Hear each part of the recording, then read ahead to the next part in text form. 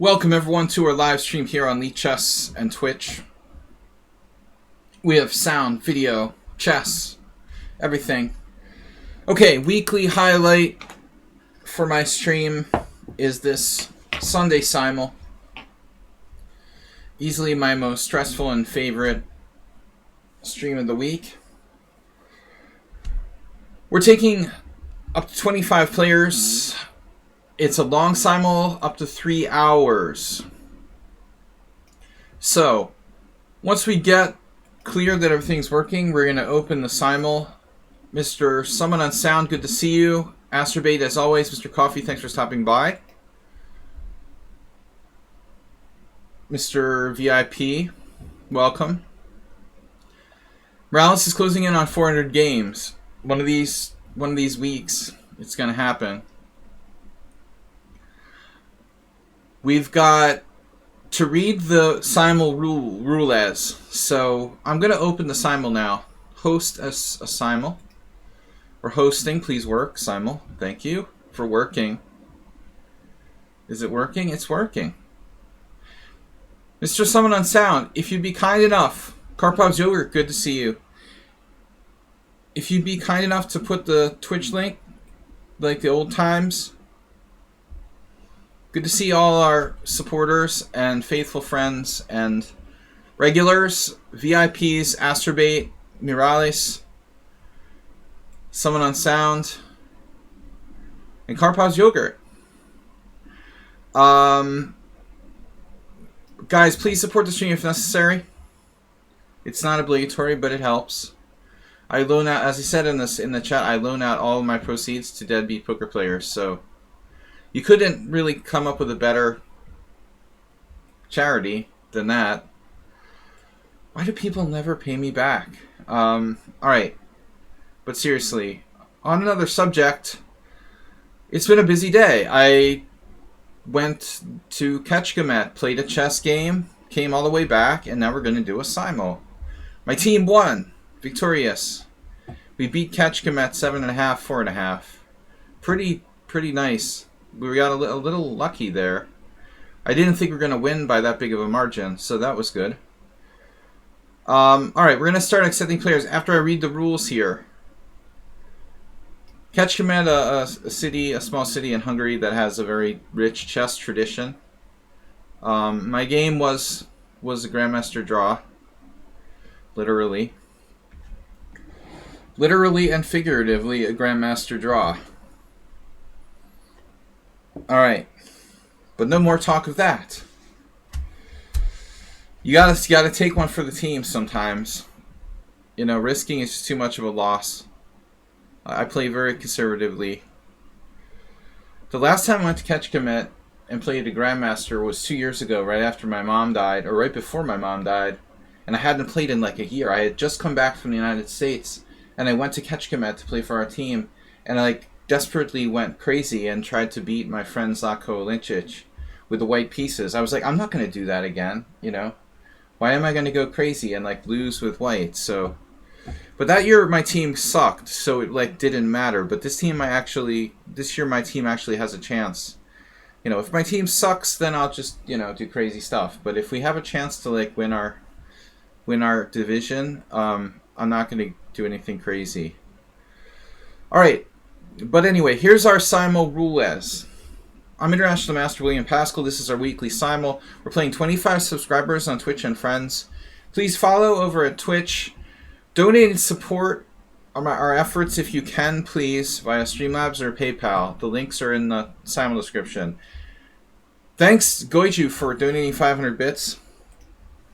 Appreciate it. It's been kind of a slow month here on Twitch, but I like doing this. It's a big part of, even if I don't make a lot of money by streaming, it still feels like, I don't know, the highlight of my week. I like doing it. I put my heart in it. So, and the Simul is our favorite event. This is again 25 players. Here's the Simul rules. No London system. Wish my opponent had heard that one. I was essentially playing the white side or the black side of the London system. I actually played a London system reverse today. Oh, goody. Simul Rules. No London system. Please use your time. Don't play bullet chess, please. Play for the game, not for time. Do not enter if you cannot stay. Last week, again, there was like 2 or 3 people who just like resigned after 3 moves. There is no reason to do that. Just don't play if you can't stay. It's a long game. Thanks to all of you and good luck. Have a great Ponda. You know what's funny? One of the players on my opposing team, I was telling my kids about it. It's a very, very strange name, but the kid on their last board, there's 12 boards. Today's opponent team had this kid whose family name was Panda. Like, it's not really a normal Hungarian name. It's very strange. So their board 4 was Barnabash Panda, and we took him down. our board 12 took him down. I felt bad, and like I told her, board 12, the Panda moved. All right, but anyway, Zion Pasha, could you please select Zion Pasha? If we can, we'll see what we can do. Asterbate, you're in. Amoeboid, are you a subscriber? Goiju, thanks for the donation. Karpov's Yogurt sounds familiar. We're taking up to 25 players. We prefer the subscribers. Please keep your subscription up to date if you'd like to play. Nudge Papa, I assume, is a subscriber. Someone on sound, often a supporter of the stream. Slendrina. A. Morales has played nearly 400 games against us. We're going to be hitting the 400 mark on this week or next week, probably, depending on how many games I get with Morales. This is like game 397. Who else? Hey, it's Miro. Good to see you. I know it's late for Miro. Husky. So we've got 10 subscribers at least over on Twitch. Goiju, thanks for another 500 bits. If everybody gets in the act, we'll have a bit war. Mr. Slow is missing. He's usually very supportive. He might be away. I don't see him in the list of Simul goers. There he is now. He's not on the list, but he just showed up. Mr. Slowhand just subscribed to Tier 1. There he is. Speak of the devil. Thank you, Mr. Slowhand, for subscribing. Guys, we're going to take up 25 players. I'm not sure who else are subscribers. We're going to give Ruslan a chance this week. He has a tendency to play too fast. Breaking rule number 2. Please take your time. Don't play bullet speed. CK Law, unclear if he's a subscriber. I don't really track people and see if they're current subscribers or not, but I think CK Law was a subscriber last I saw. Not a big chatter. Mr. Slow just donated gift 1 sub to Zion Pasha, so Zion Pasha has entry to the Simul guaranteed. Until we have more than 25 subscribers, I will try to guarantee so that all of the subscribers can play. Alright. Mr. Slow, very generous, thank you. We've, who's missing? Oh, Move 11, where's Move 11? He's usually playing. He's always late. Move 11's around. I guess I'll try to send him like a private message or something. One of our regular players. He might be playing. Let's see.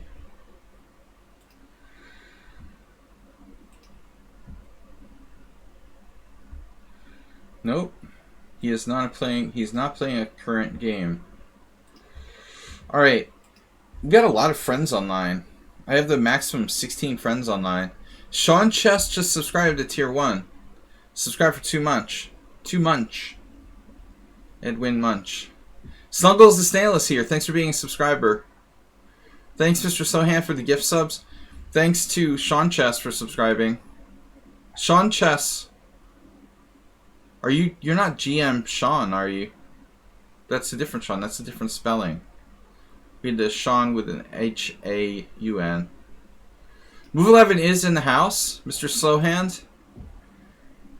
Good to see you guys. I really should stream more on the weekends. Who else threatened to play today? Yabatis? No. Princess Chess is here. Super Simul. Super stressful tournament game today. Watching all my teammates play. I feel like when I make a Grandmaster draw, I have to really invest all my effort in watching the others. Greetings, fellow Earthlings. Thanks, someone on sound. Someone on sound put the Twitch link in there. Good luck, everybody. Thanks, Princess Chess, for positive thoughts. Mr. Sohan gifted a tier 1 sub to Lucian. So I think I saw that name on the list. Master Lucian. Alright. Now we've got 15 players, 10 more to go. 10 more, thank you for the gift sub.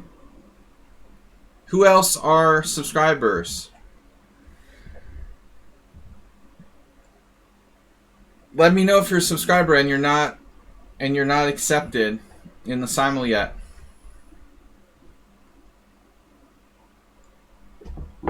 We'll take a few other players who are non-subscribers. We played Maciek.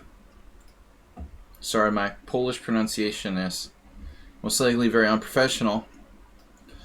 Let's get some new players who aren't gonna... They're gonna promise they're not gonna quit. Basque Country. We've never had a player from Basque Country. Let's give them a shot. Wait, there's Maxime. That's a different player. Alright.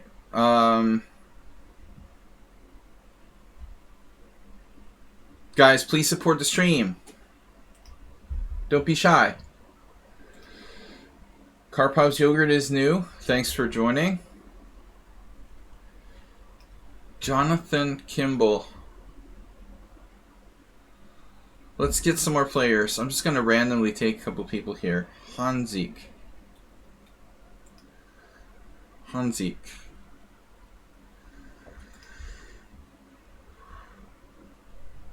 Diego Perez. Guys, you promised not to drop out if I accept you, right? Please don't play if you can't last up to 3 hours. Don't take somebody's spot. The time control is 20 plus 30, but it's actually much longer because I have extra time. This player doesn't have enough games. I asked everyone to have an established rating.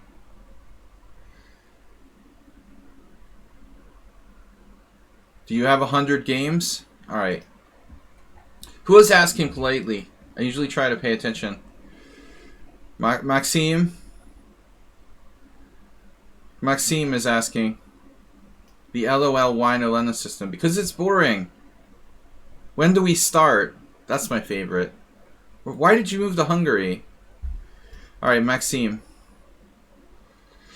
Maxime Bachir-Legrave. Boek. That's a strong player there. They play a lot of classical games, so they're likely to stay for all 3 hours. I like to see that players with a lot of classical games. It's a good sign. You know, they have the patience to play a game that's actually pretty long. Yo, man, chess. Hey, man, chess. Alright. Momarmosh. What is that?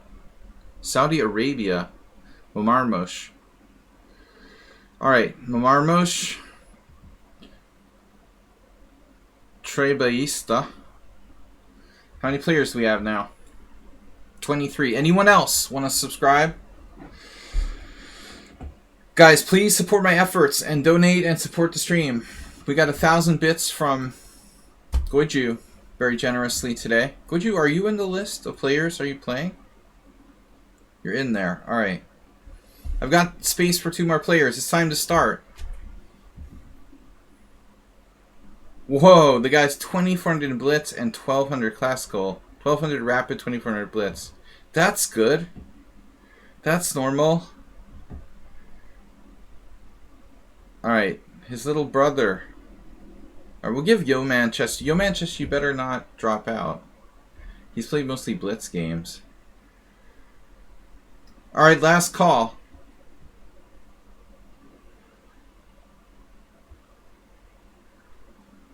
Who else is a subscriber? Is Sybil a subscriber? I think I said I wasn't going to play them anymore because they play too well. They never lose or make mistakes. That's always encouraging. Last player, Priviti. Rapid Games, 185. King's Racer, what about them? Yeah, the Racer. We lost one. Who did we lose? Alright, let's try Alejandro. And CN Berkey. Whoa, were they 2,500? Whoa. Steve Station. Alright, let's do Steve. We've got 25 players. Did we lose somebody? Someone. Anyone. Please donate and support the stream. Mr. So-Handed. Mr. So-Handed. Mr. Slow Play. Mr. Slowhand donated 3 gift subs. Goju with 1,000 bits. Support the stream if you can. Someone else just dropped out.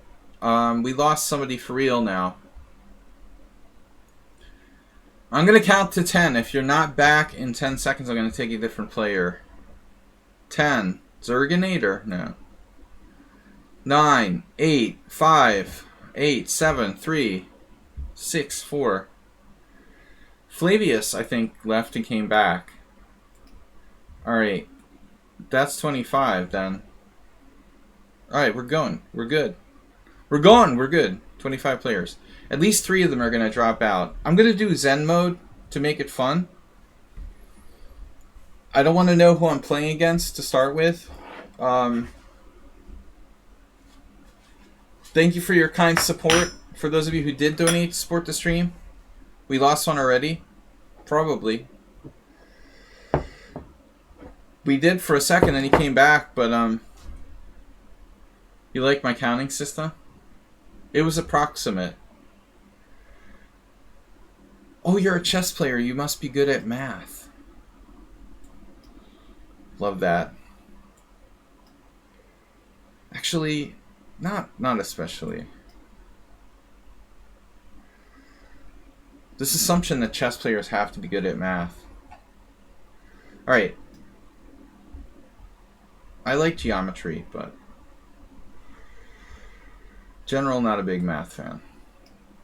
So, good luck, everybody.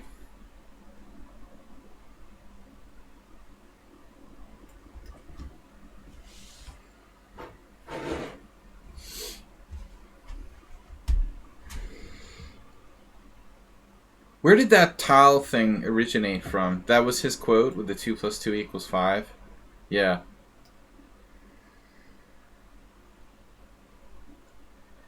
So I like to do Zen mode for fun, to guess who I'm playing against, because I know a lot of the players really well. With Morales, for example, we have almost 400 games. Mr. Slowhand, Acerbate, you know, many of the players, I've played close to 100 games or more. So it's our little fun way of making game out of it. A little side game.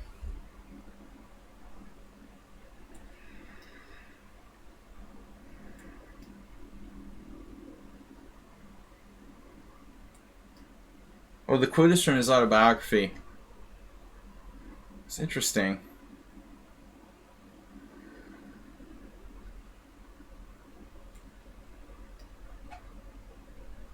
Hello, you like algebra. I liked math until, it started getting tough. And I started crying too. Alright. I liked math until it started requiring hard work. I liked economics until it required a lot of math. Mr. Morales, thank you. Not only is he a VIP, but he donated 200 bits to support the stream. Support the stream. Every little bit literally counts. Much appreciated. International Inflation Day. Don't forget to support your local chess streamer. I'm constantly begging, but I have to remind everyone. Alright. We've got... Let's play one Dutch. I don't really play the Dutch, but it's fun. So I came back from a team match today. We had to go to Kecskemét, which is about 75 minutes south, southeast of Budapest. And our team won convincingly today. We left, there were 2 boards still ongoing, and I thought we stood slightly worse, with the match standing at 6-5. But they were complicated enough that one of them actually pulled off a win, and the other one drew, so it was very good. I left not knowing if we're going to, win, or even possibly not win the match 6-6. It's not by match points, but still. It was a good result today for my team. Winning 7.5, 4.5. That's what I did today. How about you guys? Peoples. People.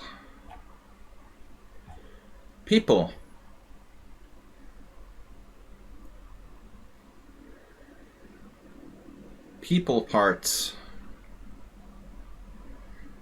That's an interesting opening. C4, knight c6. Well, alright. I'm just waking up. Oh man, it was weird. I was thinking, yeah, what time is it? For Hey It's Miro, you're just waking up. It's like 5 o'clock in the morning. He called out of work. Miro is literally donating his job. He's losing his job for this stream. He studied chess basically the whole day. Changing one's opening repertoire, yeah, that's a serious job, Husky. Oh, 8:55, not too bad. Alaskan Central. What is your time control? Time control. What is your time zone called, Miro? Oh god, not the Karo Khan. That could be him playing black, actually. I'm playing the Karo Khan. It's called Alaska time. Interesting. I never heard that, you know? I don't know anything. Hello, Mr. Sladgie. That's better if you call me Mr. Sladgie. I hate it when they just call me Sir. You started hating the ready. I played already today. But it's like if you're just, concerned with not losing, it's okay. But the problem is like winning with the ready. Like, forget about it. If I needed to like win at all costs, there's no way I could play the ready. My opponent plays a note boom like variation of the Slav. I was like, there's no way I'm going into that against a theoretical expert. When I played knight f3, I thought he was going to play knight f6, and then he played d5, and I was like, I'm not going to play like a pawn triangle note boom.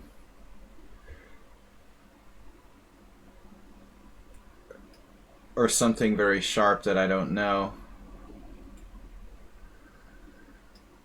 No, it's like, yeah, no, the ready's like hopeless at the master level. I've been playing the ready since the 80s. It was okay when I was 2100. But basically, it's just not, a dangerous opening. And Husky, I think you're quite a dynamic player. I'm not sure that it suits your style, honestly. I mean, you seem like kind of sharp tactically. I don't think you're doing yourself any favors by playing something like very safe like that.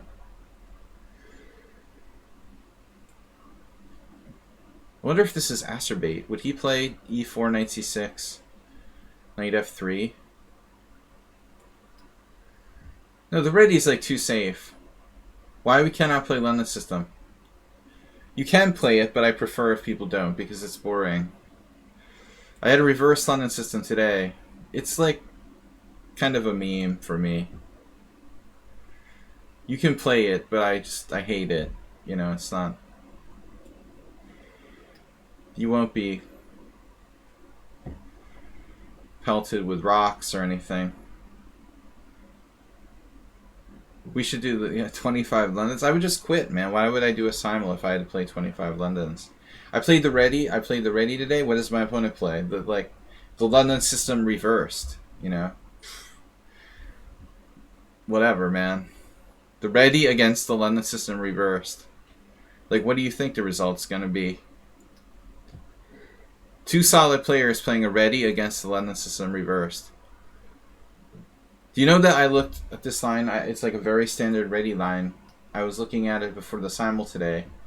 Absolute standard position after like 11 moves. Black has a plus score in this like London system setup.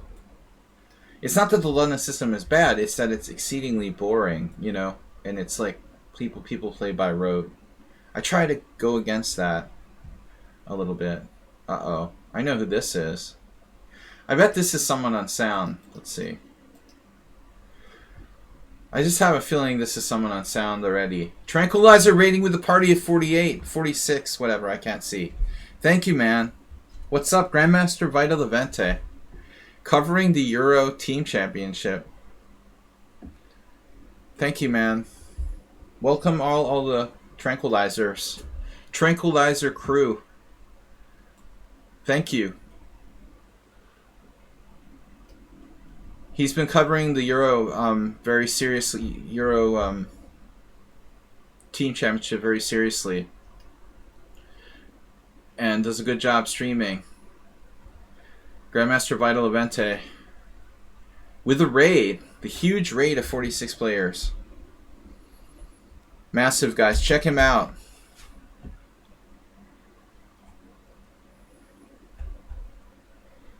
Alright, English defense. The Tranquil crew.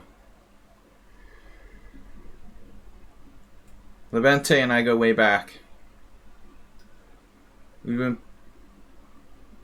known each other since like 2004. Alright.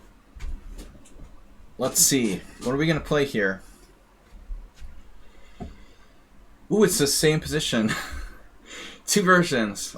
I'll try knight c3 in the other one. Interesting. I don't know what that variation is called. We've got an Alekhine defense. Who would play the Alekhine defense? Who would do that? Thanks and welcome to all the Tranquilizers. It's nice that Levente takes the time to, you know, spend his streams doing really serious coverage of a good chess tournament. You know, not just like playing bullet chess. I mean, it's very meaningful and you can learn a lot by watching his stream. Alright. We both are very serious about the game.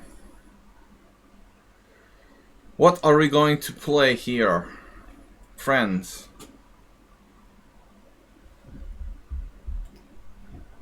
'61 viewers, thanks to the Tranquilizers for joining us. Alright. By the way, this Caro Khan with knight of 6 drives me insane. Is this... Who could this be? Several people. No, it's probably Hey It's Miro, because that's his favorite system. I'm gonna try something weird here. Bishop e5 check. I don't normally play that, but I had an idea. Like the Grinch. Oh no. The Morales attack again. Morales and I have played almost 400 games, and I think like 200 of them are this. It's almost as boring as the London. A.B. Shakespeare says Mr. Levente is the man. I don't know how to take that.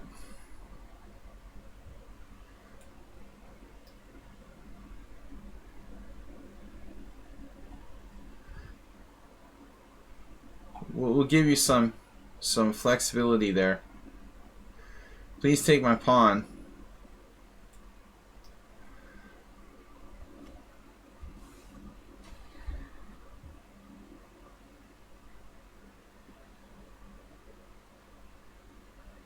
Well, this is interesting. Reverse Rossalimo. Now that makes me doubt that that's somewhat unsound.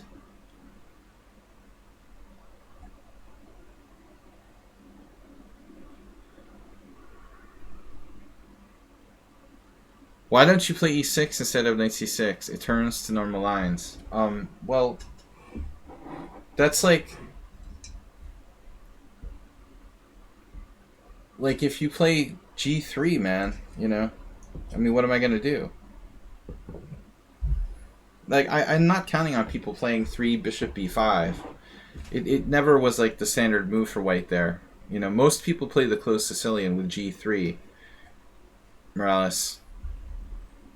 It's an okay move, but I'm not excited about playing like e6 g3 with black. Never been my favorite setup. But there's no reason to hide. I mean, your system is not that great. I just play badly. I mean, it's okay, but I mean, you know, I have struggled against that setup, but I think it's really for no particular reason. I was looking at it yesterday. I like our last game. Should be fine for me. There's some interesting ideas. What I did against you the last time, for example, avoiding the crazy, you know, long variations that are extremely well analyzed. I just need to play better. But I just never really liked e6 against the g3 setup. But I mean, that is still the standard thing, you know. I mean, bishop e5 was always like a rare move. Maybe that won't be the case now that it's been played by Morales 200 times. But I don't think that the closed Sicilian is going to go away anytime soon. It's a very solid and reliable system. I agree, it's kind of boring, but I mean, that's the point, right? The closed Sicilian wasn't invented to be like, oh, we're going to blow black away. The thing about the closed Sicilian is its solidity.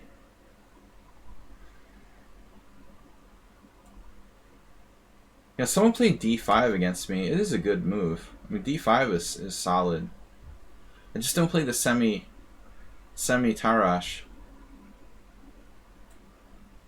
Semi. Okay, so we'll do it again. We do it every day. The Morales variation. This is one of our Queen's Gambit friends. Now, knight d2. Yeah, well, Princess Chess plays the closed Sicilian, but she's looking for a solid position.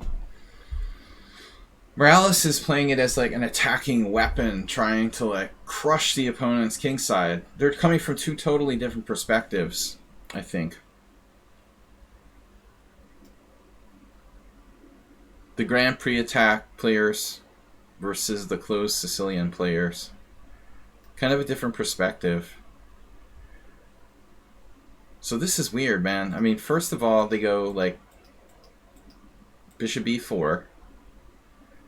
And then when I play knight e2, then black opens the game with d5. That doesn't seem logical.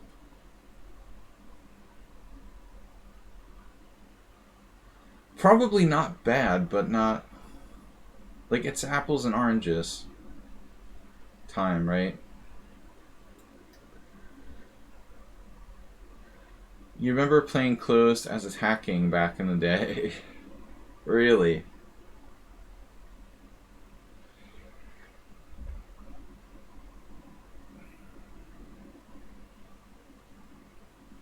Really?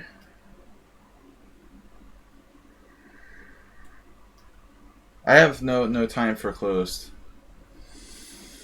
Sumaher is not in the Simul, so this is someone else. I've had a lot of classical variation. I'm a convert to the 4 pawns attack now. Wonder who this is. I was thinking someone on sound or move 11, but I wouldn't know that either one of those guys would, you know, mix a Rosalima with opening the position. It seems slightly unorthodox. Actually, looks like a game I had with white the other day.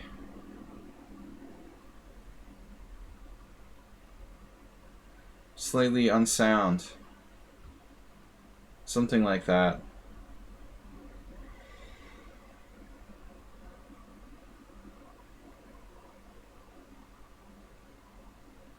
I don't know about this. This is weird. So this I was just teaching to one of my students, oddly enough. Black is lost already.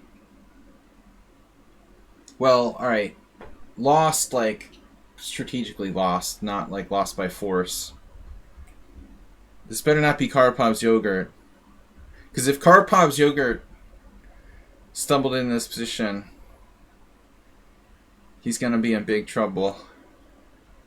Because I told him not to do that. Karpov's yogurt has been known to do that mistake before. And he better not have done it again. Natural mistake. But unforgivable if you've been warned about it.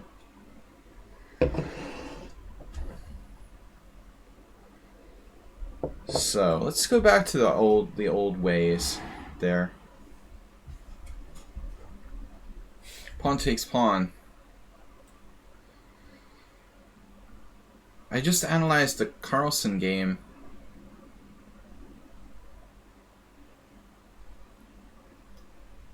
Recently.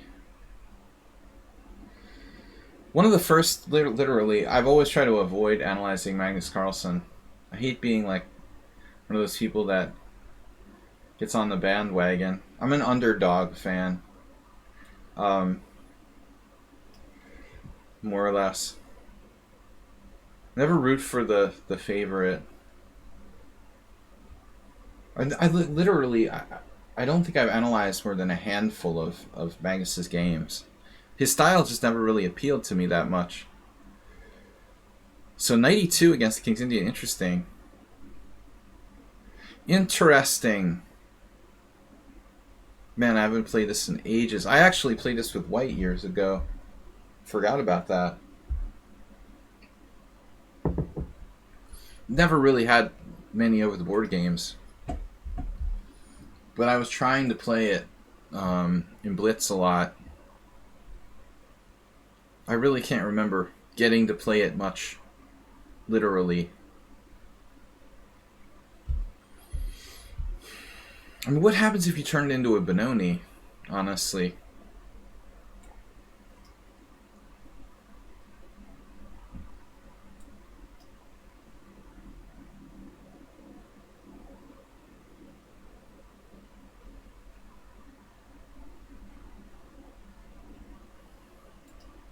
So I play this line a lot with white. Pretty much bishop f4 is like universal. You could probably play some kind of weird g4 gambit. But knight f3... I guess there's nothing wrong with knight f3. I mean, it's a move. Universal translator.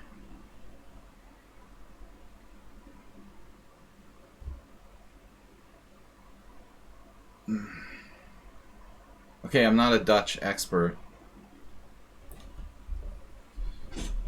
I just play the Dutch for fun. Juicebox Wizard. Princess Chess, when I was 1400, I played it more attacking. You were more aggressive. Then you learned your lesson. You were beat down. So that's the problem with playing too many strong players. They beat you down and you lose your courage. That's why you should never... Well, never face only stronger players or computers all the time. Bishop f5. This is certainly not the first time I've faced this. Queen b3. Knight c6, queen b7, knight takes d4. That's an issue. Queen b3, knight c6, queen b... sorry, knight d4. Queen b7, knight d4.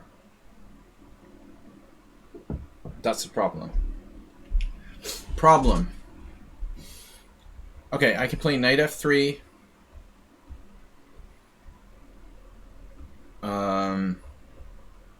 Or c takes d. And I'm not trying to rhyme. Chess wrapper. Princess Chess, you're not in the Simul. Man, nobody plays the Spanish. It's unbelievable. I mean, in the lower levels. This could be Asterbait. Now the A6 is... Oh, this is perfect. Wait. This is what I analyzed.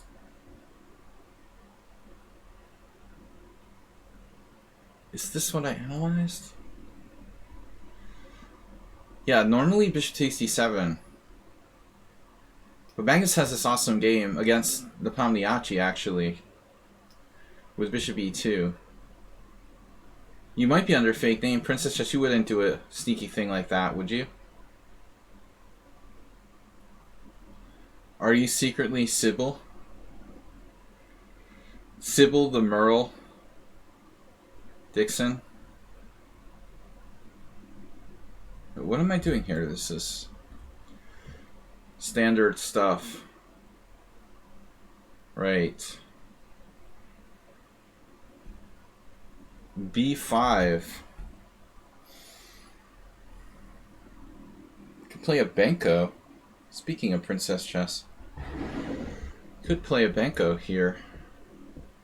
B5, E5, Knight G4, F4. That's a little weird.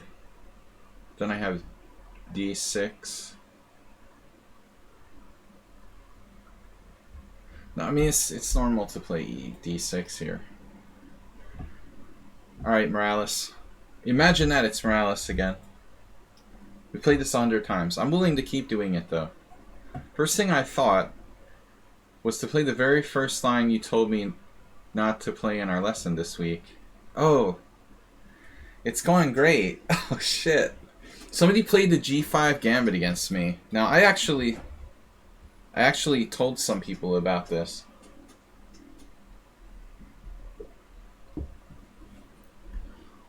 You'll donate $25 to me to do it. After I didn't do it. I literally made the other move. Well, it's still possible to do the Benko, depending on what white plays there. It might be too late though. So this G5, what I call it the mouse slip variation. You will donate $25 to you to resign the game you think is against me. I'll do a take back. Oh wait, we can't do take backs.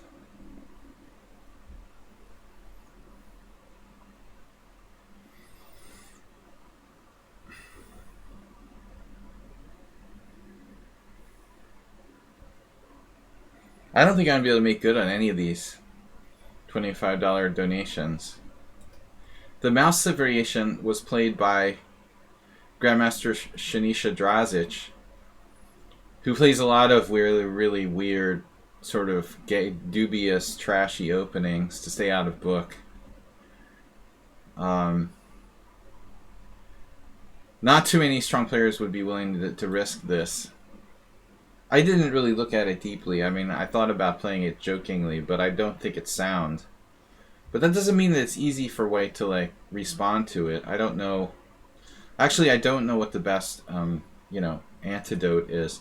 Like, what happens after C takes D? Queen takes D6 or something? Then what? What's the idea? Like, C takes D, Queen takes D6, F takes G, Queen E6 check? Followed by Knight takes C4? Is that the idea? I mean, I guess if you take on G5, Black takes on E5. You like take back. He trades queens. Your king position is a little sketch. I mean, I don't know literally what the best line is for white. The computer says it's like totally unsound. I think the evaluation was something like plus 1.25 for white, but I was like, oh well, we could try it in Blitz. I would never play this in a tournament game. I mean, maybe in Rapid Max, but not in a situation where my opponent had like tons of time to think. It's probably like 2 or 3 different good moves for white. JBW.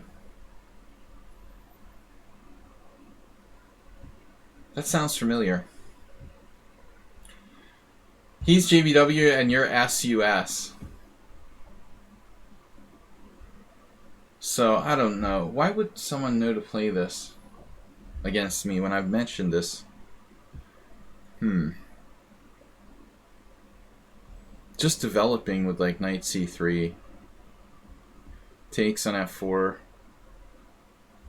mean, there's nothing wrong with that, right?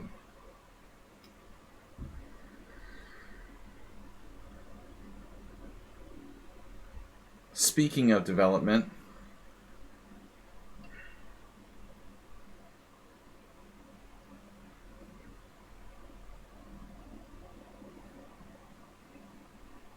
reverse move 11.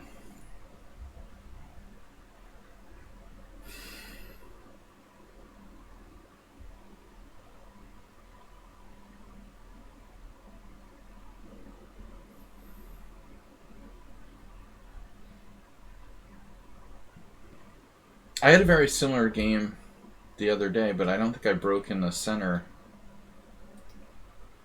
till later with white. Here black's doing it like a tempo down. So knight d5, queen d5, knight c3 makes sense. Some sense anyway. But I'm not sure I want to bring black's queen out into the game. On the other hand, what do I do? Like G3? GG. GG3? G3? Castles, bishop G2. Playable. It's a little loose. A lot of white square weaknesses. I mean, I guess A3 is easily the most natural move, though. When in doubt, just play the natural move. Okay. What would sus do? Sustenance. B5. Classic. It's like white played A3 and the Queen's Gambit accepted. That could fly. This turkey could fly. What if I play like B5 here? And just be like, whatever, dude. B5, you're gonna play A4?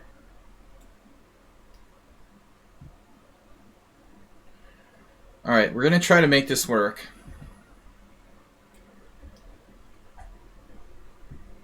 B5 is a bit tempting. Yes, Uber driver.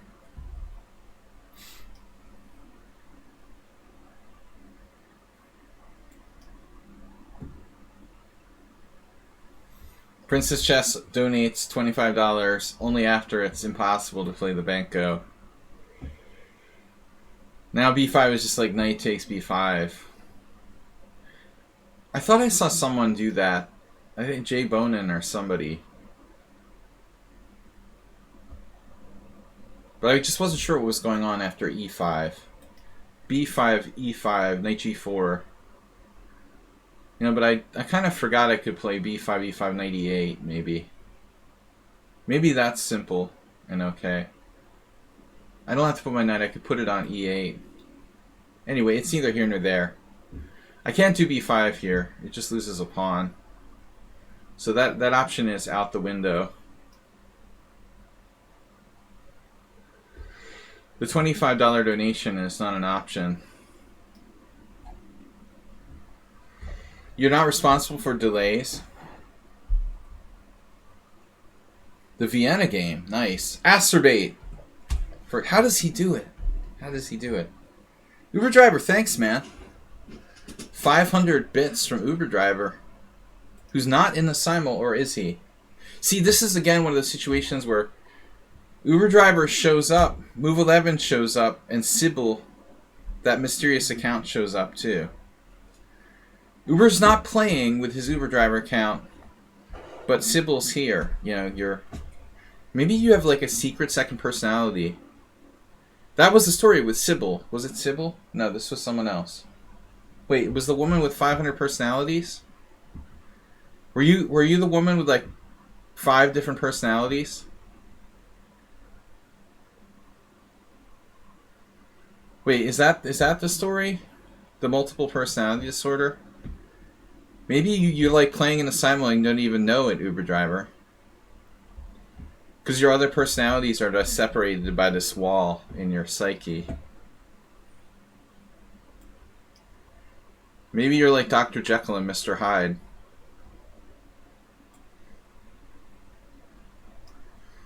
Sounds like a pretty average expat. It's like the wall in your psyche. If that's a thing, I don't know. I have a degree, an undergraduate degree. I majored in psychology, but doesn't mean I know what the hell I'm talking about. Obviously. It just sounded good, the psychic wall. It could be like a Dungeons and Dragons level 6 mage spell, too. Probably is.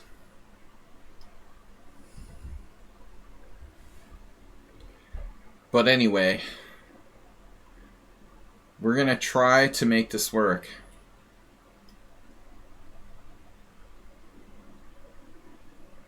Now, just a second here. He played knight f6. Trying to remember. Oh, yes. Yes, this is right. There, and then there, and then there. Right? Right.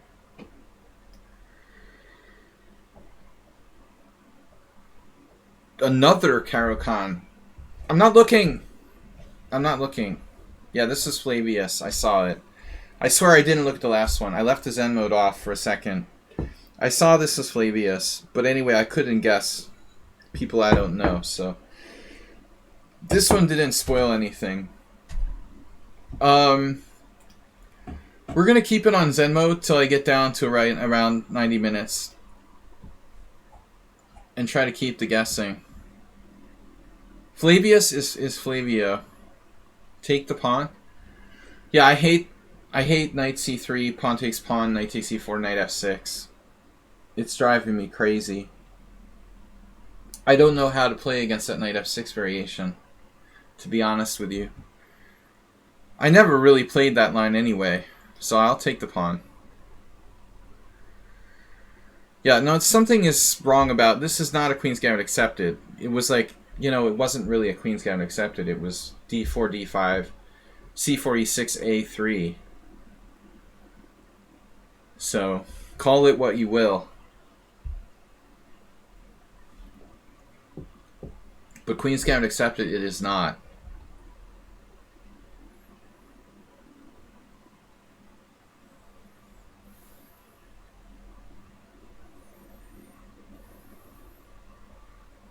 The question is, what do I play now? C6 or A6? A6. A6 gel. C6, A4. C6, A4. Bishop B4 like a note boom. You missed the Simul or tack. Thanks to all of you, by the way, for joining from Tranquilizer stream. I don't know who's still with us from the Tranquilizers.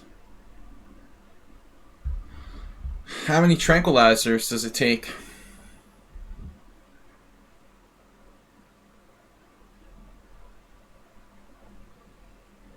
Oh, you're talking about the French defense line? Yes. Oh, now knight f3 is possible. I wasn't sure what happens there, dude, if they do, like, bishop b4 check.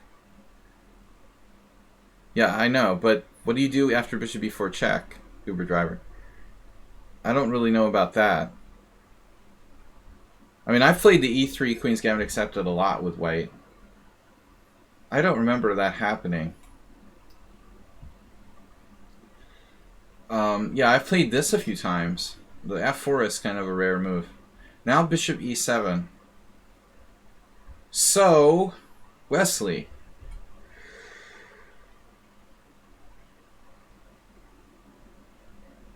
I don't know how I'm supposed to play this. I'm not that really well versed with having my knights on these squares in an open Sicilian.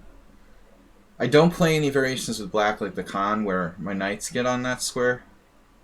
So I'm kind of a little bit uncomfortable here. I guess knight g3. I could alternatively play something else, but I'm going to do this. What would Uber driver do?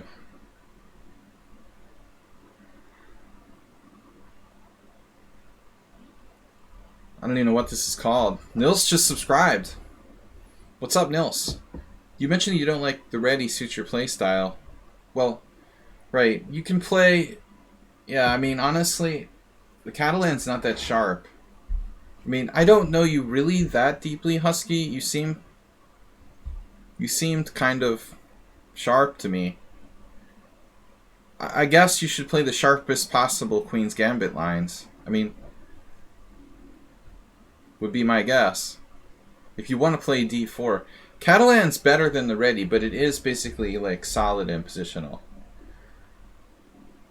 I think the sharpest style Queen's Gambit you could play can get kind of interesting.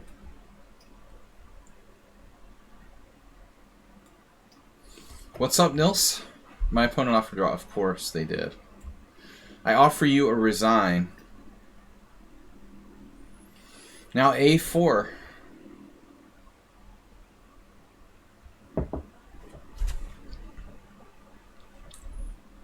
I don't really know what I'm supposed to answer that with. Bishop a7. Let's say bishop a7, b4, d6. Seems normal to me.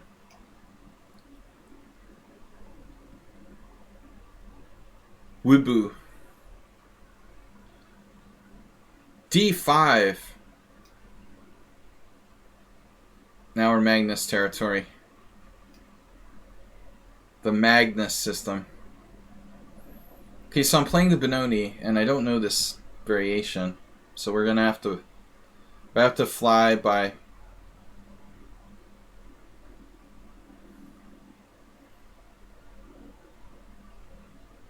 instinct.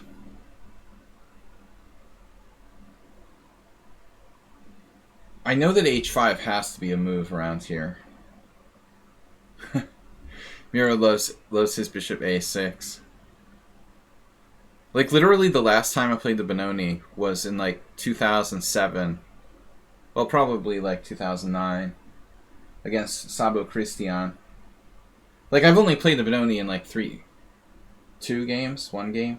I mean, you get transpositions, but, like, straight up... I went straight up... It was a modern defense transposed into a Benoni against Sabo Christian. And I literally tried to do, like, bishop a6. And lost. That was one of my last Benonis. The Benoni was... It's okay in King's Indians, but like, straight up Benonis, I never really played. I'm thinking about h5, but he's not even castled yet. Still. Alright, like seriously, h5? It's a little crazy. It's not the most principled move to play here. I could play rook e8. a6 feels kind of automatic. I mean, a6, a4. Then what do I do? a6, a4, h5. You could throw that in first. But I really would kind of need to know some theory here. I've never played a sign. I always played with e5 against this variation when I played the King's Indian. So I'm totally on my own. I have zero theoretical knowledge. I mentioned that I tried playing it with white like 30 years ago, but I don't remember anything.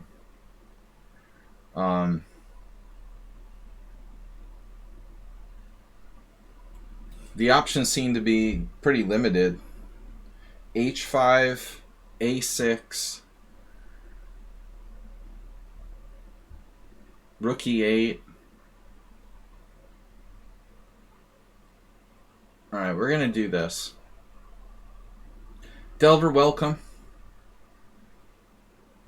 Dwelcome. Dwelver. The Morales, I should just guess him. Get that out of the way. Bishop h5, Hal Terry.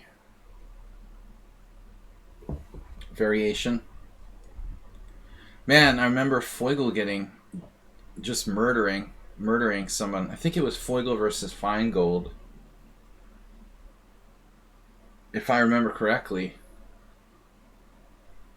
at the U.S. Championship in like 2002. I think that's what it was. I think Feingold tried to play this crap against Foigle, and he got mangled with Bishop H5. But this is basically the only move.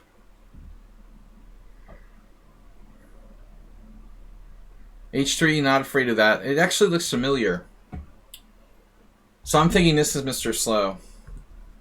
Ta-da! Got him. We played enough games now, we can identify different suspects. He plays a similar setup actually in the ED.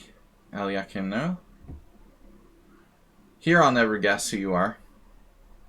Although I had the similar position with white once. We got 2 Astrobate and Mr. Slow so far.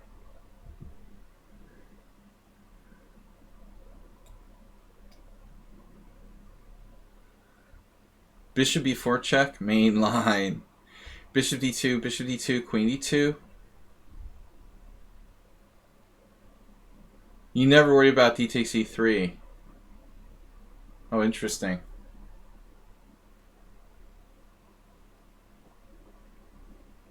How do you know so much about the Queen's Gambit accepted, Uber driver?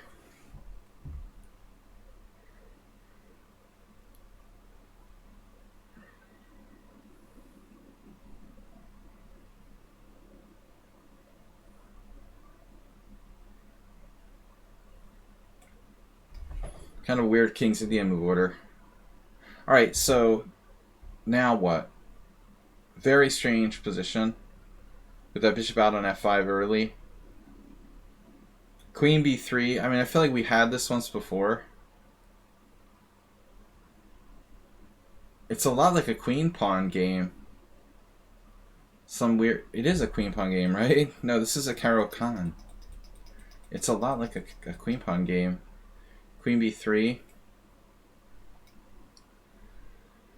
You tried playing Queen's Gambit accepted against the computer.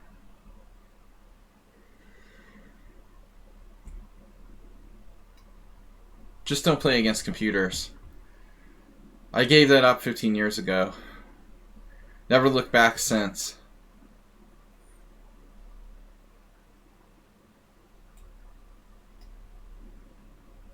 Never trust a computer.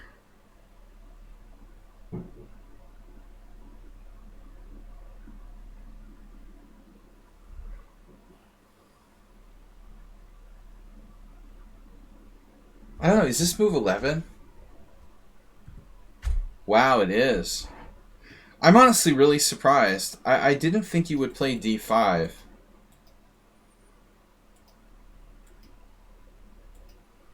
It seems like a lot to ask for the position, but I mean, because you're a tempo down. But maybe it's okay. So I analyzed, I mean, I identified 3 of our most common suspects.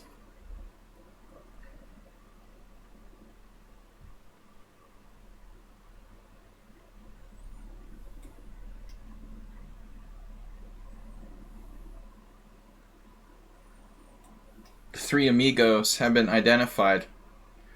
So now I'm going to go h5. I don't know what else to do. I don't have any other plans. Rook e1. And knight g4 has been prevented. So this seems like a normal position. Princess chess approved. a4 is a favorite of Astrobate too. I never really liked a4 that much. Alright. So I can play h6, knight e7.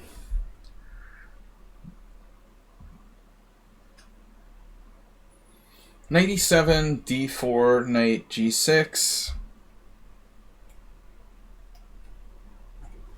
Connecting to chat. Is our... You turn Zen mode on? Sean Chess is just like... that makes it better. Sean Chess, I know who you are now. I mean, I figured it out a while ago, but it says I'm connecting to chat. Looks like my My Twitch chat is a little bit messed up. Black does not look healthy in this position. Wow. I mean, this seriously doesn't look right.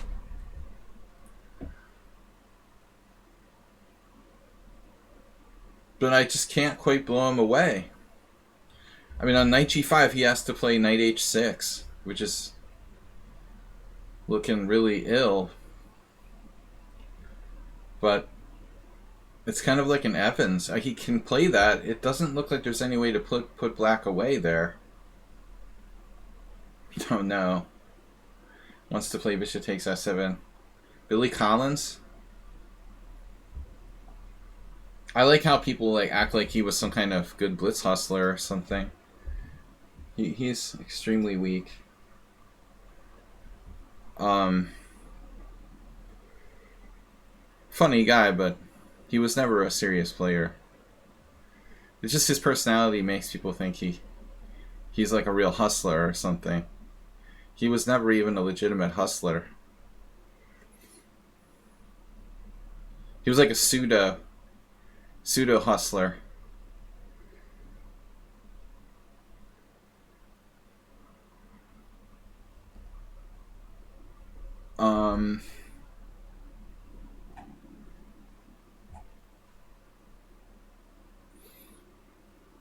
I do dating advice. Like, first, Toth Andrash does dating advice and hot tub streams.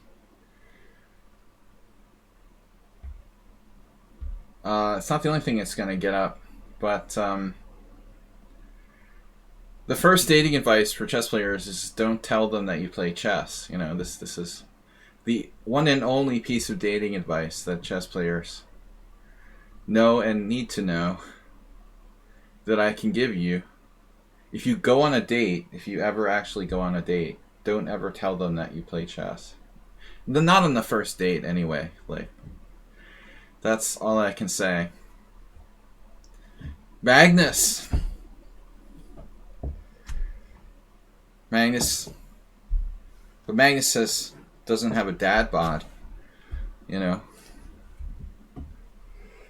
He has a built-in advantage. Are there any male chess players? I vote for Simon Williams and Ben Feingold. Mud wrestling and chess biathlon. You know how they have chess boxing? That would be like, dude, that would be so awesome. Imagine how many viewers you would get. Seriously, Simon against Feingold, mud wrestling and chess. I think it would be breaking Twitch with number of views.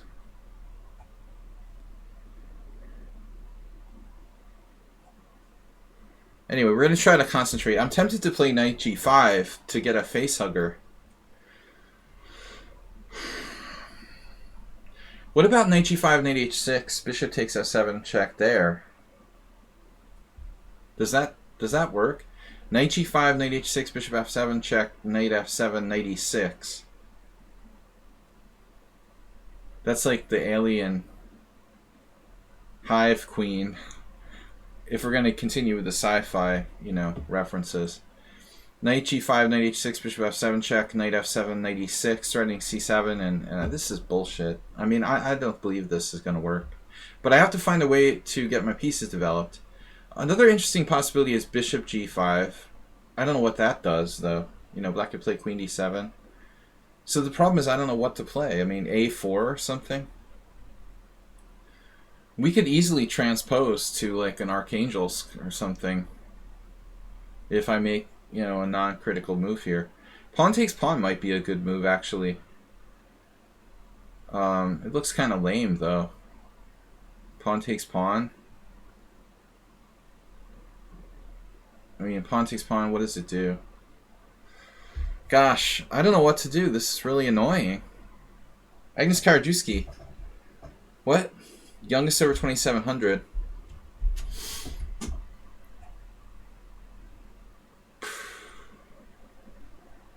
Dude, this guy just won. There's a guy in Vegas who's a poker player. He just won like $1 million betting on the Major League Baseball American League MVP. He picked the Major League Baseball's American League MVP before the season started with 30-1 odds. Bet $30,000 on it and won like $930,000. Like, you could bet like $30,000 on Nepo beating Magnus. The odds of that, and then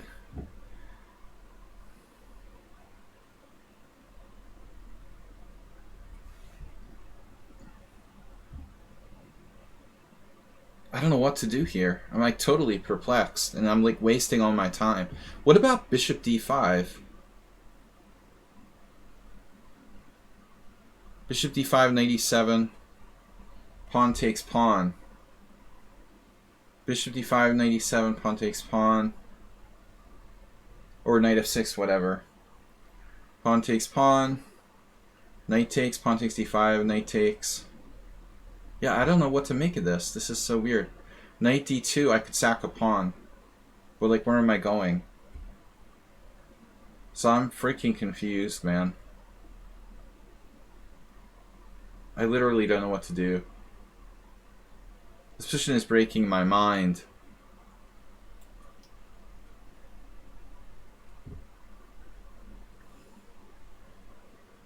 E3. Alright, I've seen enough of that. Wow, B3. E3, B3. Okay, now I am becoming rather skeptical here of White's setup. Queen A5 is even possible. What do you play after Queen A5? Seriously. Queen A5 is always bad. That's my Feingold rule. It's not really a Feingold rule, but it's basically my version. So speaking of Magnus versus the Palmiachi, this is actually a real game from 2019. The last classical game that Magnus played against the Palmiachi, that was decisive, I believe, was this position. Magnus won a beautiful game against the Palmiachi here with knight FD2. Alright. Queen's Indian, English defense. What am I doing? I see you didn't check. Dude, I wish I had time to go to the bathroom. My dad used to say, I don't have time to go to the bathroom. I literally don't have time to do anything. I would love to check it. I just don't have enough time. Give me some time. I need like a week to like get a recommendation and act on it. like 2 days is not enough for me, Serge. Alright, so what are we doing? D6. No, bishop E7. Okay, this was it. Now the bishop F5. Who could that be? Who plays the Alekhine? None of the regulars play the Alekhine, right?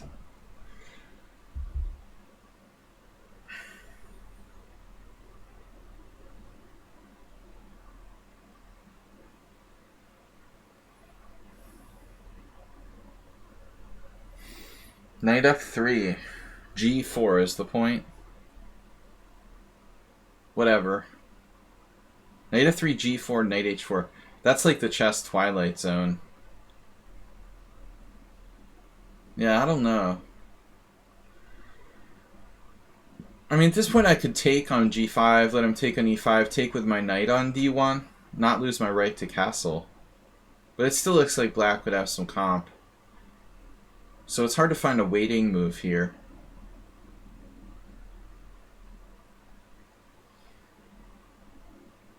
I guess...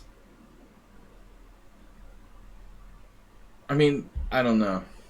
I could also sack a pawn back, like, F takes G, D takes E, D5. And just play chess from this bizarre position. Like, what's going on there? I don't know. Alright, whatever. I don't know. I'm just like randomly picking a move. You play it. I mean, people that are in the Simul that I know, none of our regulars play it.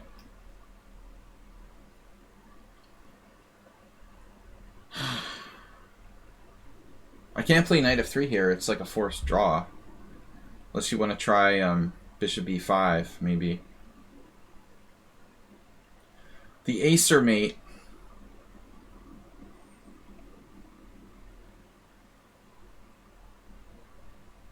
I wonder what about d4 now? d4. I mean, b6 was my opponent's. No, e5 was his last move.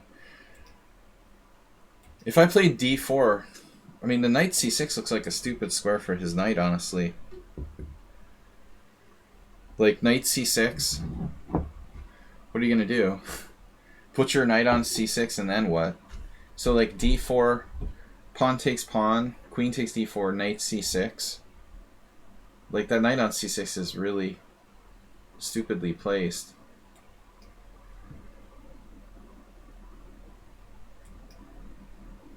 With b6 in.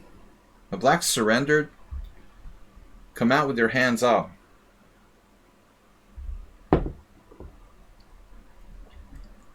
Not what I expected after thinking for 10 minutes on bishop e3. Looks like it should be a principal mistake. I mean, that can't be right, right? Surrendering your center.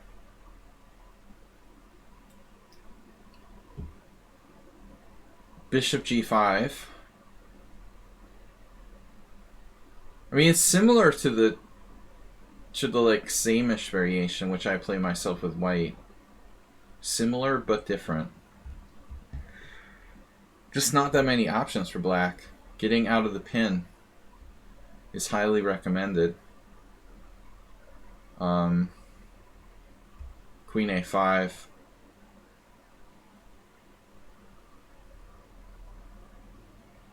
The problem is this e7 square. e7 will be covered by bishop here. If I ever move my knight, my d6 pawn falls. So say I play queen a5, he castles. I play knight h7, he plays bishop e7 and takes my pawn.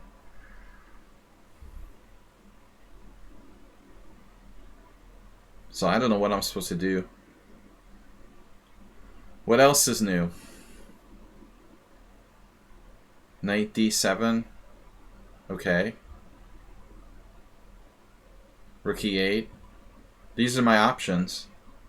None of them are too exciting. Queen b6 attacking the b2 pawn.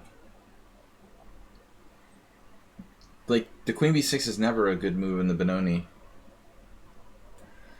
Okay, I don't know what to do here.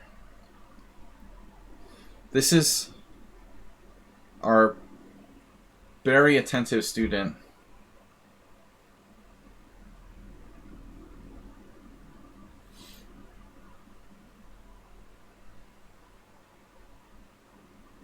Now, I mean, knight takes seems like a no-brainer, but actually queen takes with the idea of bishop c4. The problem is if queen takes knight e7, then where do I go? e4? Queen takes knight e7, queen e4. Knight takes knight e7.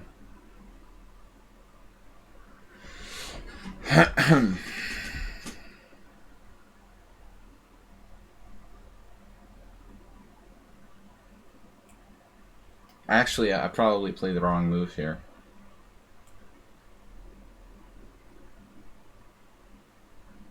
This seems like it's probably theory, what I'm doing now.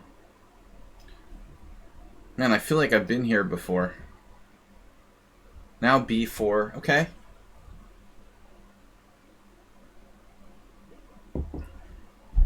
I can take a hint.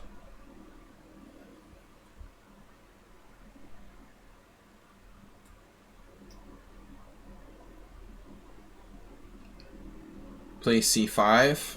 It's basically a Jabava attack for white.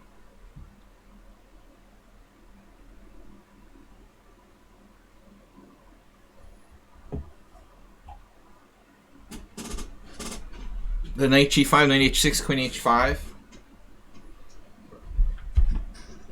Yeah, that was kind of critical variation in that weird Archangelsk.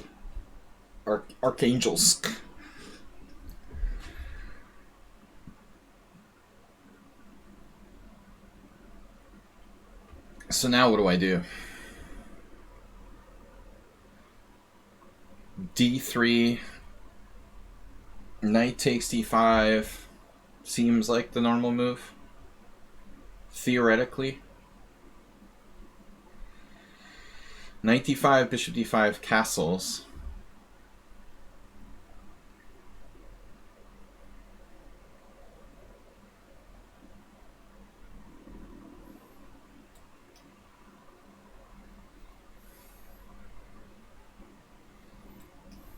Just the normal Queen's Indian. Whoa. Wait, what's this? The Pomniachi didn't play that. Damn. Well, we could still transpose, I guess.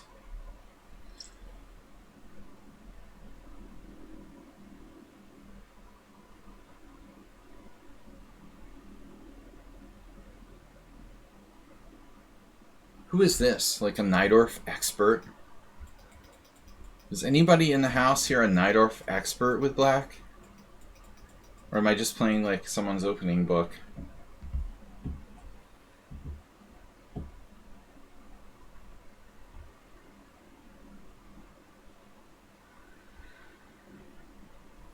Anyway, guys, I'm going to quit the Zen mode after this round.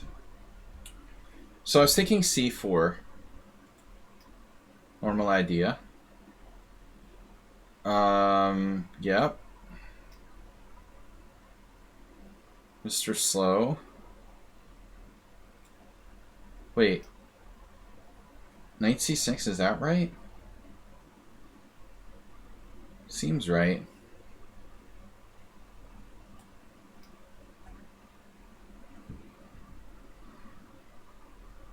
So here...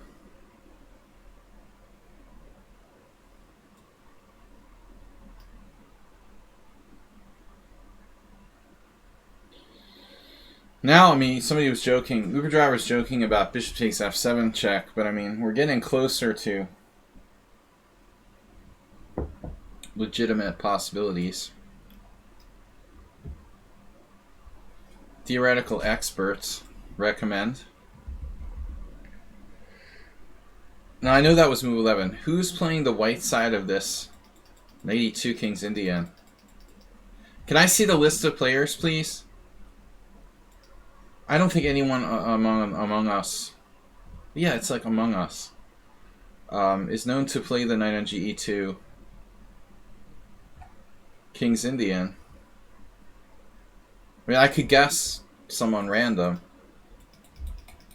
I don't know, I'll just guess, like, Naj Papa. No, this is just a new player. Alright. A new and unknown entity. An entity.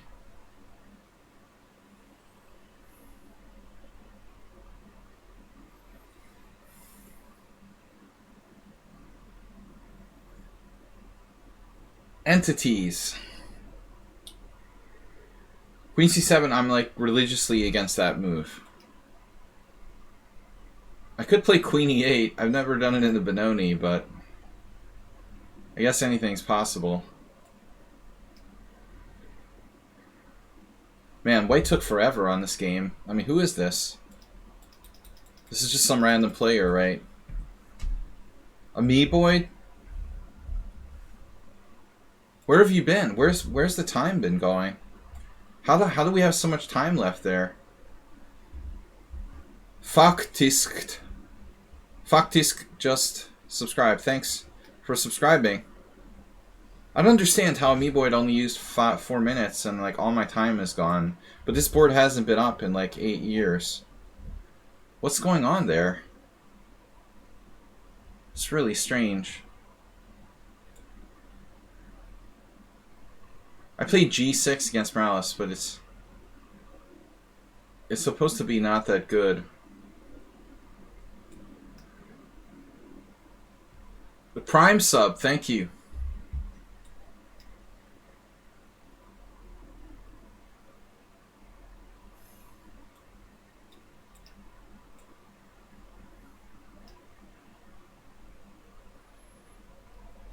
So what's happening here? If knight b5...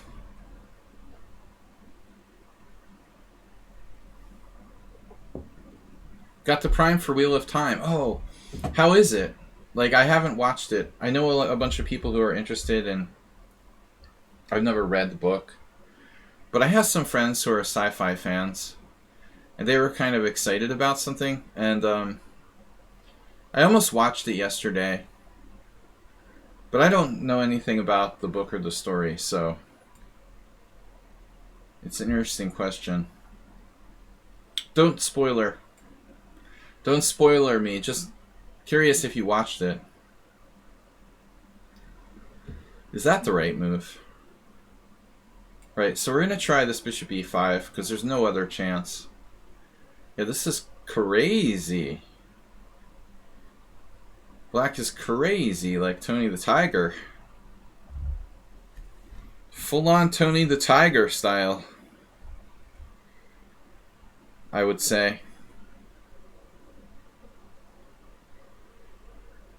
You know, it's not every day there's like a decent series on Amazon, so you're kind of excited for anything you can get. I don't have Netflix, and I'm sort of stuck with Amazon.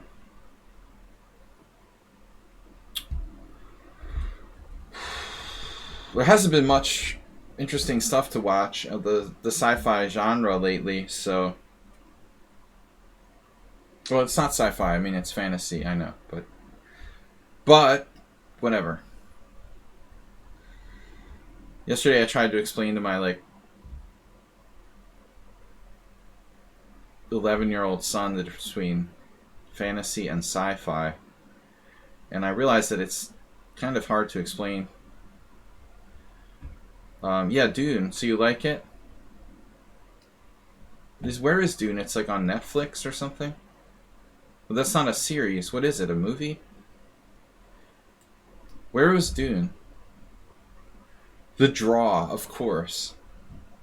This hyper sharp, semi-dubious. Why is Black offering a draw? Yeah, okay, draw. If you want to offer a draw at move 6, you should get one. You're not interested in playing chess. And why are you here? Alright. Rook e8.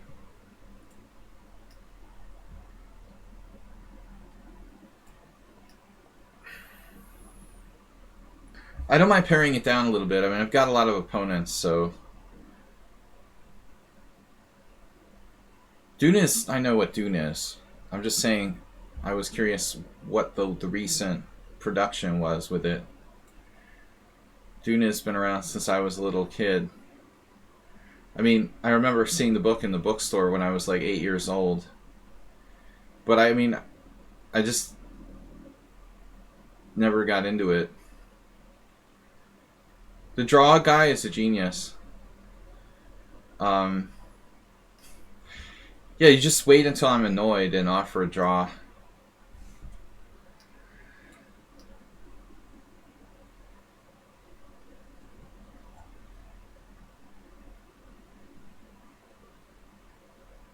Damn. Speaking of bishop f7 check.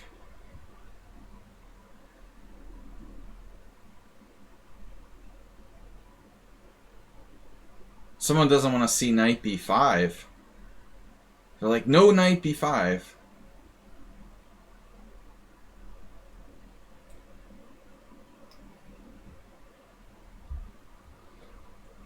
Classic Uber driver position. This is Asterbait, we know. Playing his main line stuff. Stuff.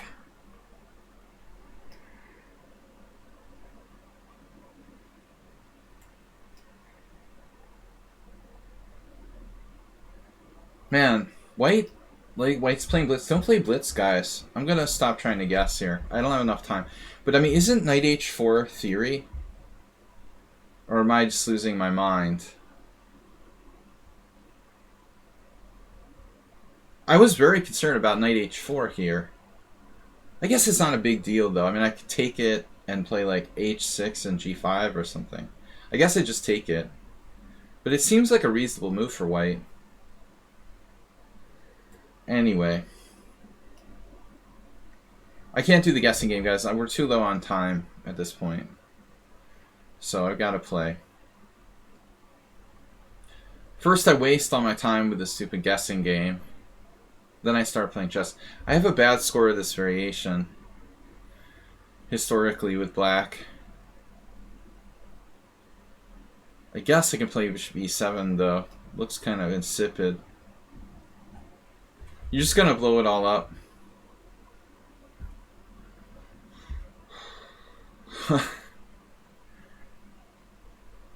Okay, my Dutch.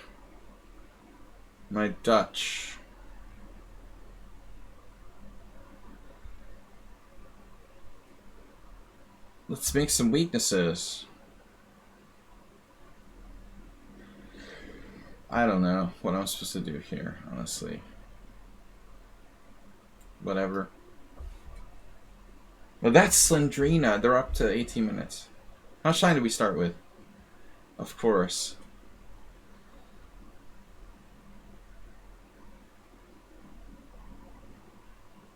The mysterious Slendrina. That's Uber Driver's third account. Wait. E6. Somebody else played this against me. Didn't they? Years ago? On a previous stream? Now, Rook C8 is the theoretical move for black. And therefore, why is E6 not good? Queen A4? Like, what happens after Queen A4?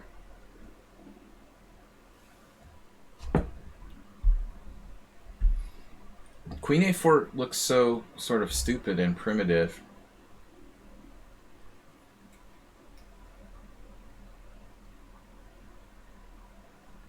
You started with 20 minutes. You expect me to remember how much you guys started with? Alright. I'm trying to keep up with the conversation. Yeah, I accuse Slendrina of gaining time. But they actually have less time than they started with. How dare you?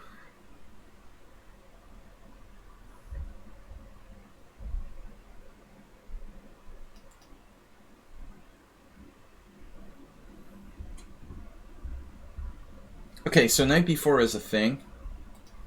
Thing mode. Hanzik. We've played them before, though I don't remember when that was, under what circumstances. But this is a serious threat. Knight B4 is a serious threat. Like, what the heck?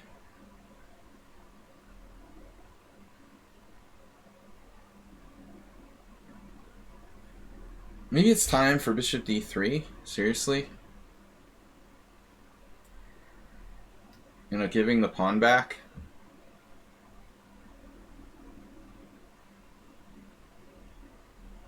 Now, I thought that CK Law was an E4 player.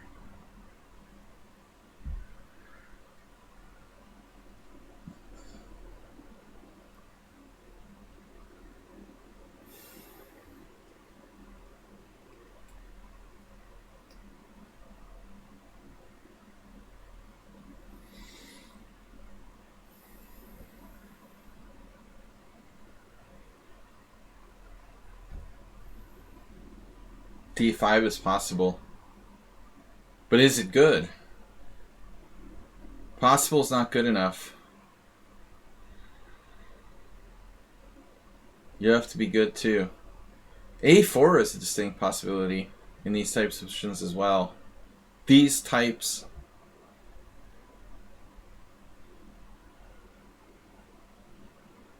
It's like my game. I had a game on YouTube. Somebody put on YouTube this game I lost against Grishuk in Blitz. I lost in like Scandinavian where my knight went back to c8. It was kind of funny opening though. That was interesting. This looks very unusual. Queen placed on f4. But I have seen examples of that being good. In the same-ish. But I don't think it works right here. I have knight h7.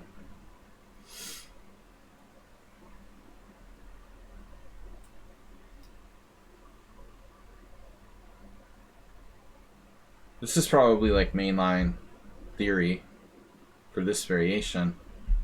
And now the only move is d5. Like, there's no other move here. This is theory. We probably already played this. Mr. Slow will be like, oh, we played this 3 times already. You don't remember? Wow. He's going to blow it all up, he said. Yeah, I mean, I'm not confident I played this correctly. At all. Like, there were too many guesses by me against Karpov.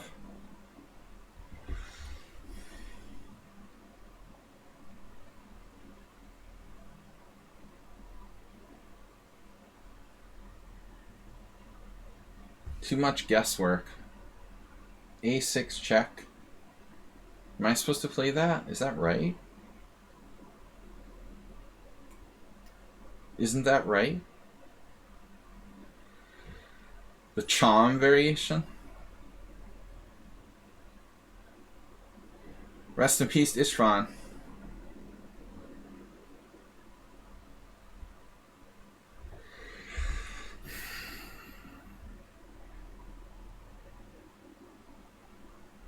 This looks like my second boards game today, a little.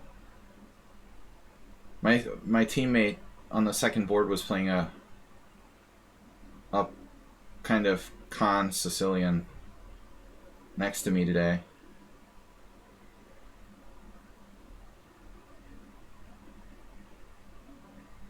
How do you keep track of that stuff, Mr. Slow? Mr. Slow has a good memory.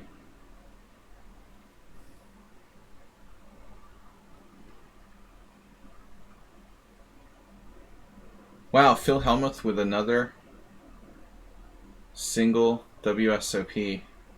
7? What? Record for final tables in a single WSOP? What is he, the only player in the festival or what? Alright. That's crazy. But I mean, seriously, the turnout must be bad. I mean, people were like, some guy asked me if I want to go to Prague to play in the European Poker Tour. I'm like, dude, are you serious? Prague has like the highest incidence of COVID. Like, right now, Czech is like, they almost have to like shut down the country, and they're gonna host like the European Poker Tour. I'd like to know who like okayed that idea. I mean, I would think like, okay, Las Vegas is a little better.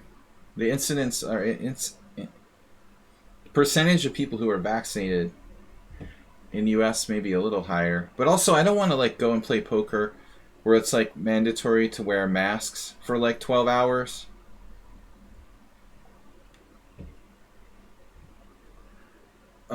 It's just like okay for a while, but to spend like 2 weeks wearing a mask at a poker table for like 10 hours doesn't sound like a fun time.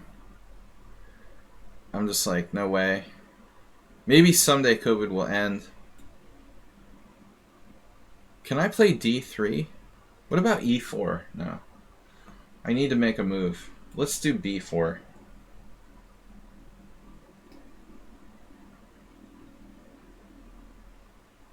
This is best move according to Stockfish. Morales has been doing his investigations, theoretical investigations. I think I wanted to play E5, but that's patently bad. I looked at this the other day. What was I supposed to play? Let me remember. B4. The computer is just like, no problem, man. Just play B4. I feel like it was recommending B4 in analysis, and it says that black is like slightly better.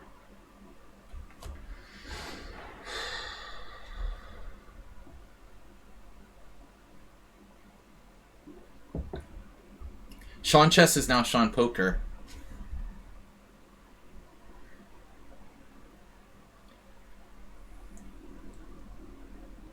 Well, online chess is totally a different thing. I mean, online poker, I don't know. I gave up online poker because I don't trust it, but who knows? Boom. I mean, the other thing is that online poker was awesome as a tournament player when it was extremely popular. But when it ceased to be like a huge trend and there's not as many players, it's a different scene.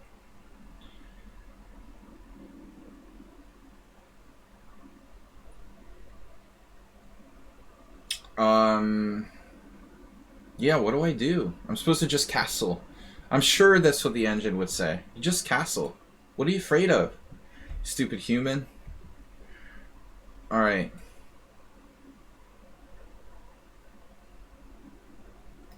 Well, that's Ruslan playing the King's Indian.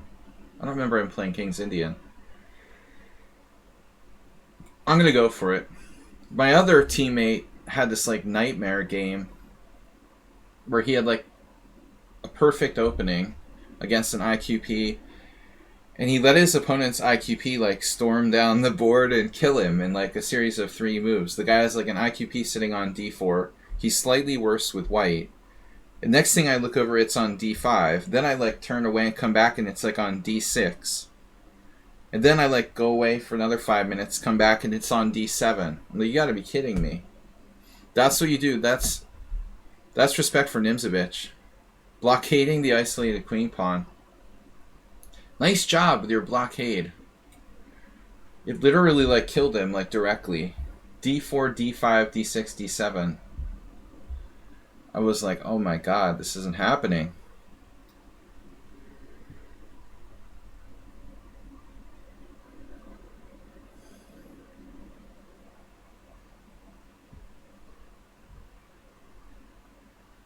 How was your internet connection in Iraq? I guess the army had a good internet.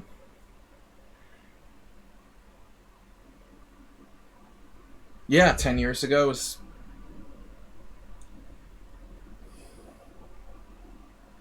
till they banned Americans from playing. Alright.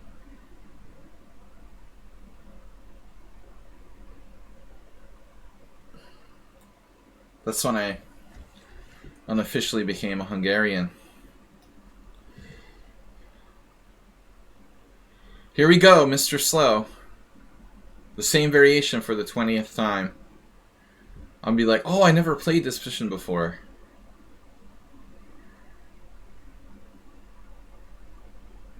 Okay, what happened? Bishop e2, a quiet move. Quiet place. The quiet place. Wait, should I move my queen first or my bishop? Here's another game I've played before, but I won't remember. Like, I already played Amoeboid like 3 games this variation. They all went in the memory sieve. Oh, this is Husky. I knew this was a strong player. I was like, come on. Who knows this? How to play this properly with black? Has to be a strong player. Nepomniachtchi played... what did he do? Well, knight c5, I think, wasn't the game with Magnus. No, that's right. Yeah, it was knight c5, knight d2, bishop e7. No, that's wrong. Not bishop e7, so Nepomniachtchi played... Nepomniachtchi played b5. That's what it was. He played b5 on move 9 instead of bishop e7.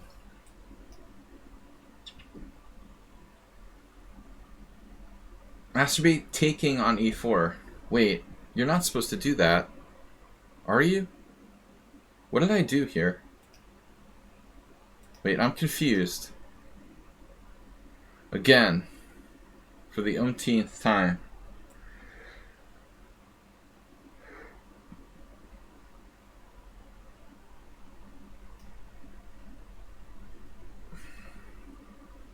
No, that was an impressive game, but it was classic Magnus. The vintage Magnus.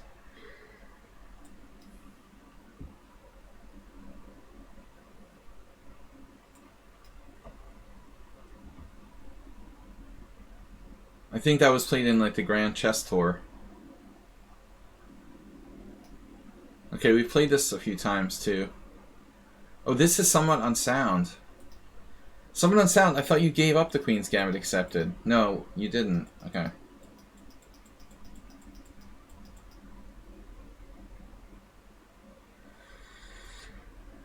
Leg breaker. I had many games with Ted. Leg breaker.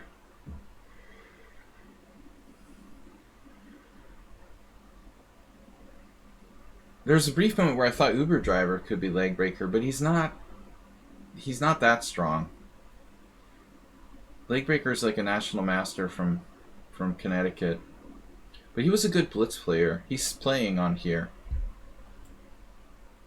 I thought you could be him for a minute.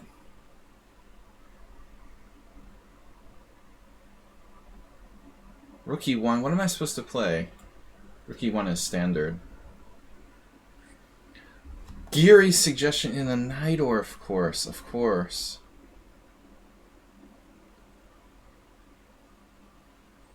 Geary.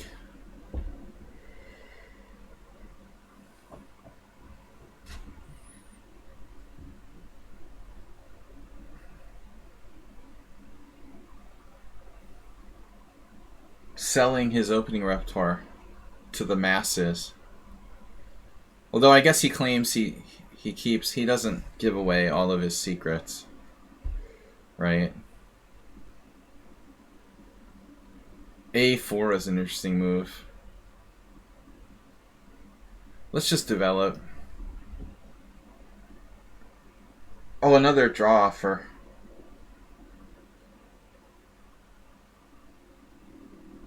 You know, sometimes people like offer draws because they're afraid they like blundered. You know, you get those people who are skeptical. Like, you offer a draw and they look at you weird. They're thinking about it real hard.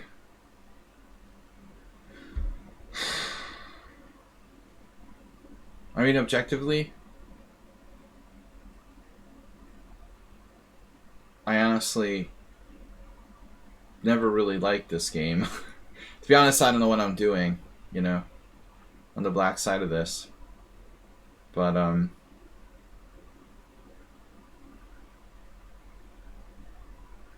not sure that black is, like, better for any reason. I'm running kind of short on time. Well, that's one thing that bothered me with, like, poker players who are doing, like, early poker streamers, and, like, chess is one thing, but, like, giving away your secrets on poker when you could, like, make money playing seemed kind of dumb. I mean, I don't know. Chess is different because the people that play chess, like, had problems making enough money. But I couldn't really see, like, top poker players streaming and, like, teaching everyone how to play well. I mean, it seems like a really, really dumb idea, honestly. So only, like, you know, second-rate poker players would do that. Now, like, you know, there's some good ones. But still, it seems inherently kind of dumb. If you can make good money, you're a great poker player. It goes against every kind of sense of logic to, like, give away your ideas. You shouldn't teach people to be good. I think that microstakes poker ruined poker, actually. All these people, like, studied the game super hard, playing for micro stakes. You know, learning the game cheap when other people had to spend a lot of money to learn how to play well.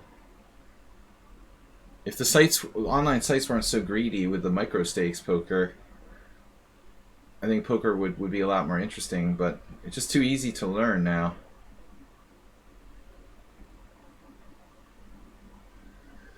You move out of Uber driver's head. Yeah. Why teach other people how to play poker well?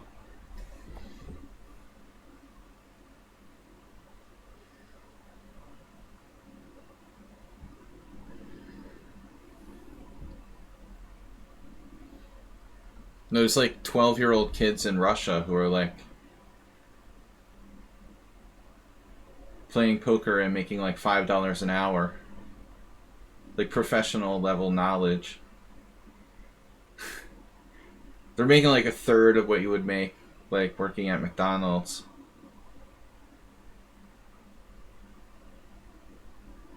I mean, at that point it ceases to be a sensible thing to do.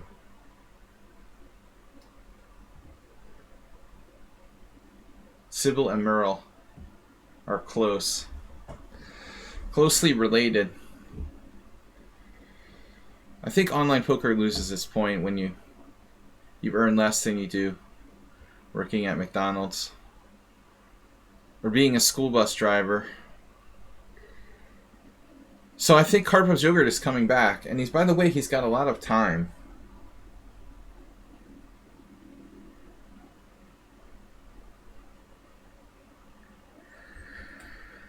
I don't like the look of this. I feel like you escaped or something. Whoa, Acerbate with knight f6 check. I have to count the pieces here to be sure what's going on. Acerbate, what are you doing? I think Merle and Sybil are closely related. So we had this position before. Right. And I did like takes on d4, and it's a blunder. We've had this discussion already. So you have to do bishop d3. Craps is interesting. That was my dad, who was not a gambler. He always claimed that craps was the only game.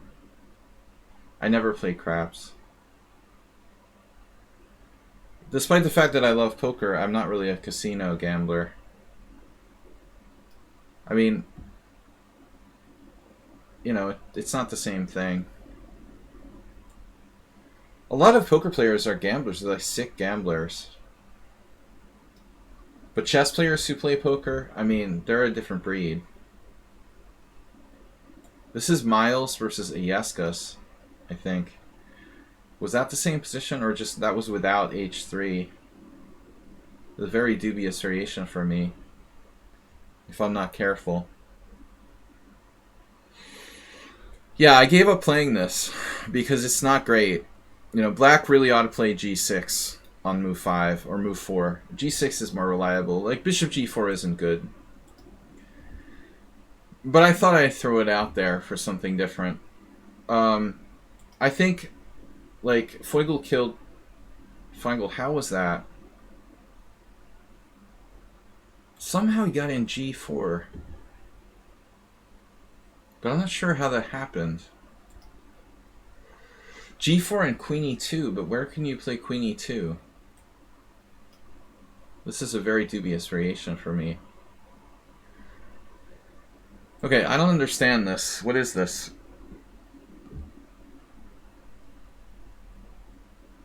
Right, craps is the lowest advantage for the house.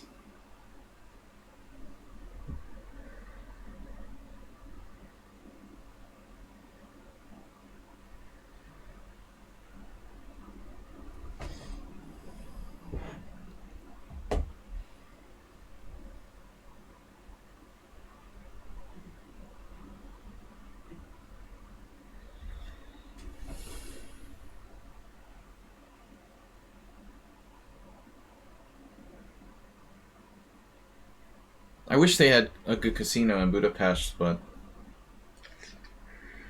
casinos here suck. They have the decor of the 80s. No game selection. No free drinks. I remember when I came to Budapest in the 90s, we used to play blackjack, and if you got like 3 sevens dealt, you would get a free bottle of champagne for the table. Now they're too cheap for that. The golden 90s. Wait, why I have a subscription? Maybe someone gifted you a subscribe. Alright, I'm confused here. This is not my native opening.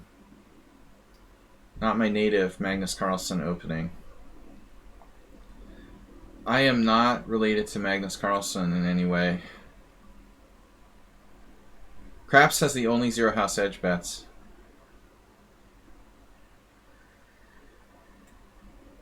Believe it. Goichu. So this is this pawn sack I've played on numerous occasions.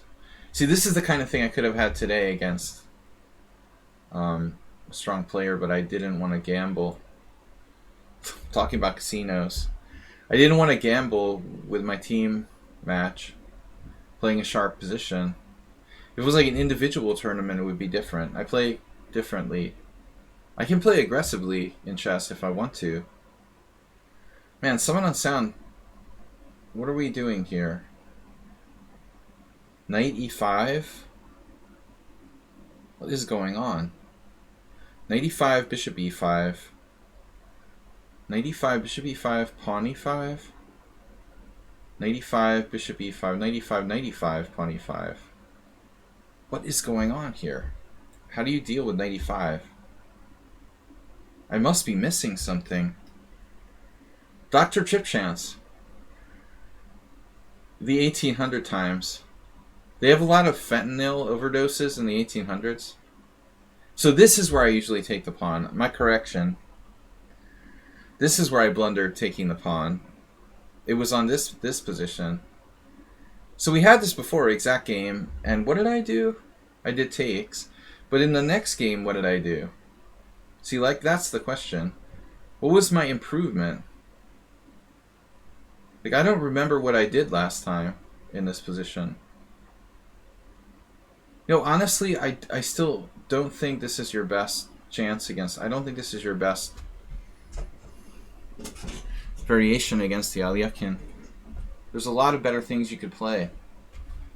100,000 people died from opiate overdoses in the United States this year, or something crazy. Is that statistically true? That's some crazy stats right there. 100,000 people died from opiate overdoses in the United States.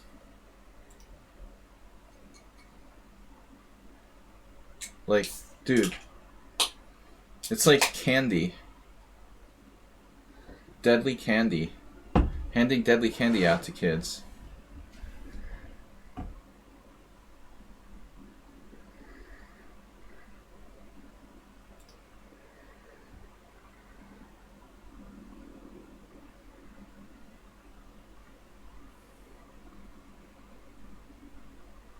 No, it was like an all-time record. It was just in the news this week. I really can't remember what I played here last time.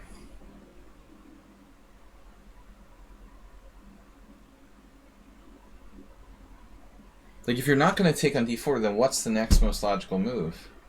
I think I played queen e7. Oh, maybe the engine was queen e8? Does that make sense? Queen e8? Queen e8 is great. Queen e8 doesn't threaten a shape. You gotta think of a rhyme. f5 and f4, I love that. You're like just positionally bankrupt. But you're very open-minded. Give you credit for open-mindedness. So the war on drugs is reaching civil war death rates. Yeah, these are like everyday people. They're not like, well, you know, people, just average people. for the most part.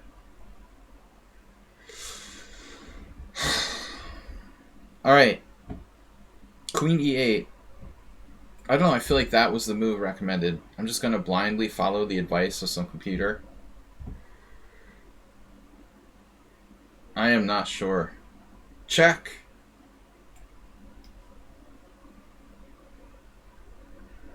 I'm not even sure it was Queen e8. It's just like vaguely familiar to me, and I don't know what else to do. CK Law with 92. Okay, that looks slow. And black is cracking the queen side.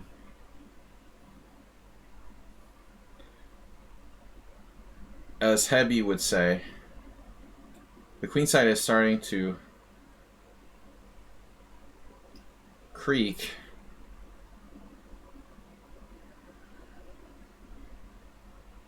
Whoa, what is that? Bishop e5 check. I was way more scared of something else. So here I could theoretically play knight d7.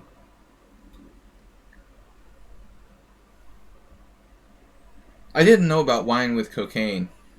That sounds kind of crazy.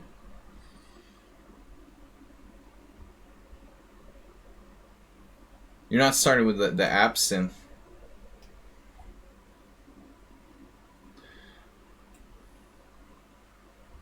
Is c6 really a good move?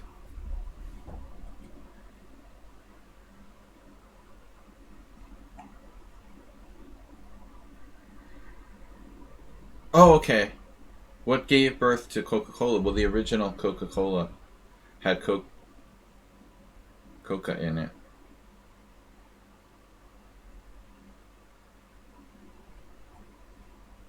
Right.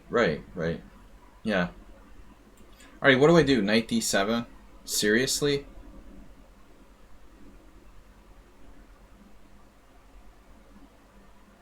This looks way unsound. I'm Tony Miles. Reincarnated. Miles was an interesting player. I mean, he played all these, like, very dubious openings, but, like, in tactical positions, he was brutal. When I played him, he would just, like, kill me in some kind of simple endgame. There was no need for, like, ridiculous openings or anything.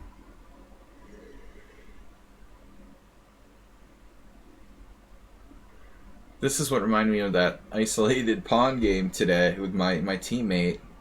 Like, what happened to the blockade of the isolated pawn? Oh, man. So much for that theory. Nimzovich who? Who the hell is Aaron Nimzovich?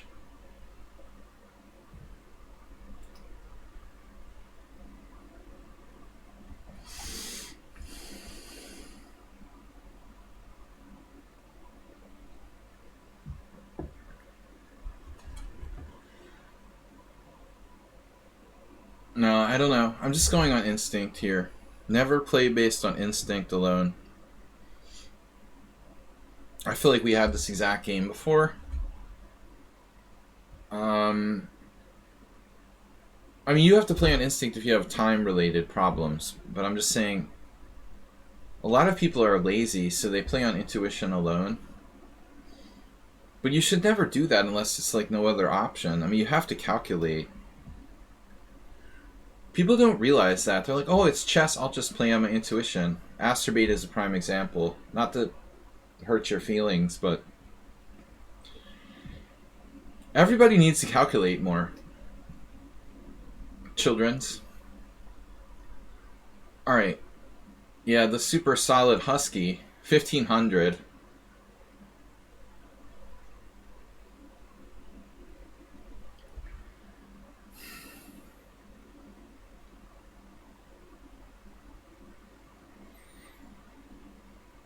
Husky 1500.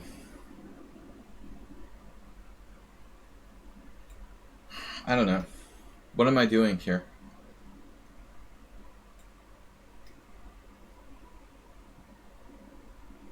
Now, with more ingredients.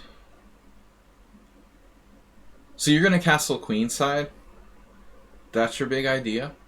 Where do I castle?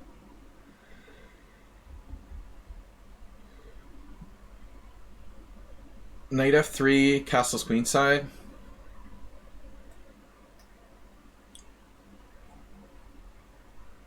Agnes Karajuski, thank you for the donation earlier. I forgot if I mentioned it or not. I did appreciate that 200-bit donation.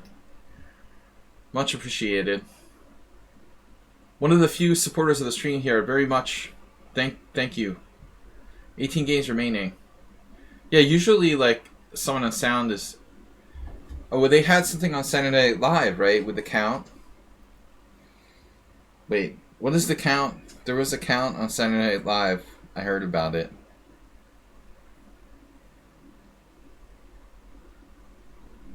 I didn't see it though. Maybe 2 weeks ago. They're making fun of the Big Bird, the anti-Big Bird MAGA movement. Now all the like Sesame Street characters are enemies. Sean Chess with the count though. 18 games remaining. 1.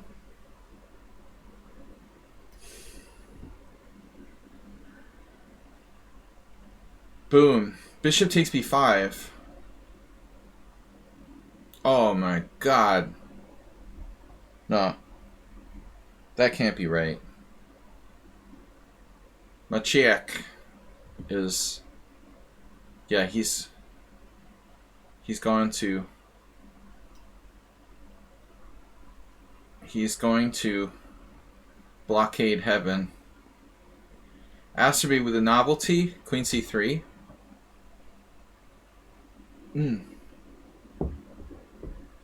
This could be bad for your health. I'm having the craziest hallucination though. I need to just chill out. Too much talk. Big Bird used to be what? Big Bird just wanted people to get vaccinated. Now Big Bird is like the enemy of the Republican Party. It's a normal world we live in.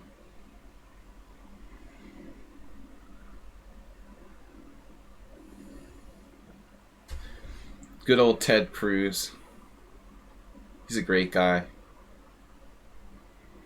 Really cares about the people. Dr. Shipchance is like, who is Big Bird? Yeah, it's so weird. Like, growing up in the US, you take a lot of things for granted.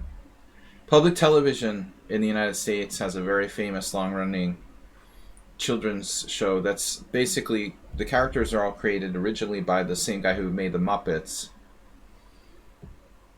They're like stuffed, you know, characters that are like animals and things like that. It's a relative of the Muppets, but for kids, basically.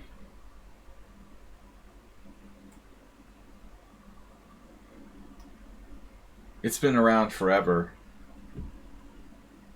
Anyway, now it's been like politicized.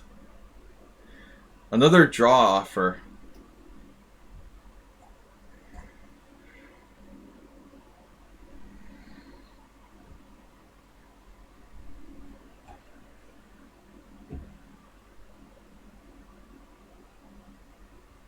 Yeah, it's good that you asked, Dr. Tripchance, because a lot of people are probably sitting there like embarrassed to ask the obvious question, you know? Like, if you're born in Iran or Turkey, you probably don't know, like, you know, Sesame Street, which is, for an American, or someone who lives in Canada or something, probably like the first TV show anyone born in the last, like, 40 years would have seen. We just take it for granted sometimes that we know something and don't even think about it. So Karpov's yogurt with a little bit of a tricky move here. Maybe I should think twice about rook d1.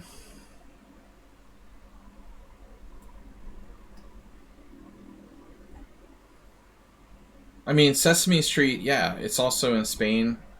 I mean, they do it in Spanish for Americans.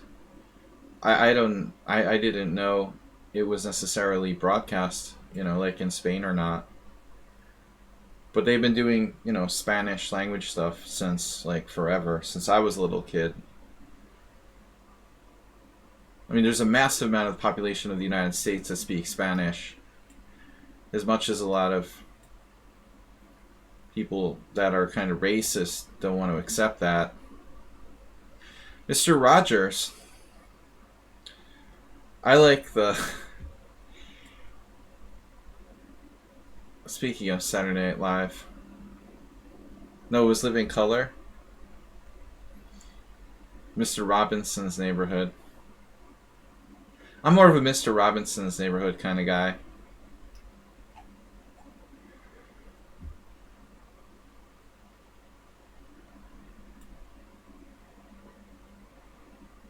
Getting the Someone on Sound.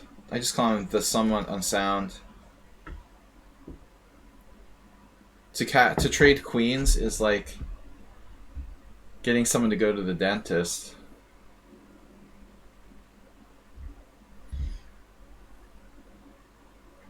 Getting a normal dentist fearing person get a teeth pulled. A teeth. Dr. Teeth. Speaking of the Muppets.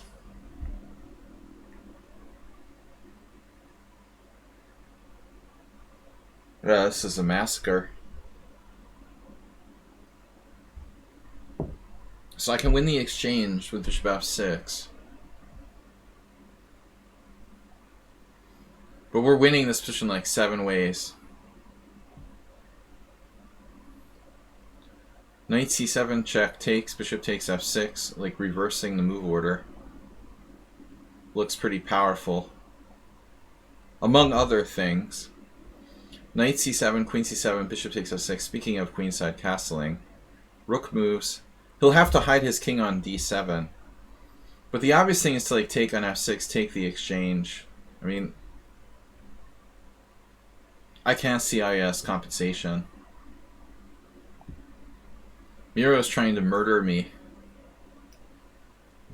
Speaking of Spain, you're more of an Iescas fan.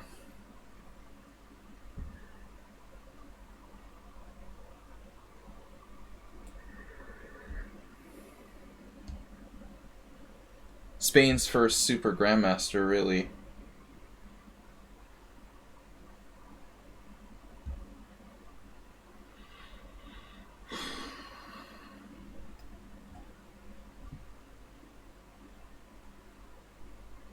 Oh no.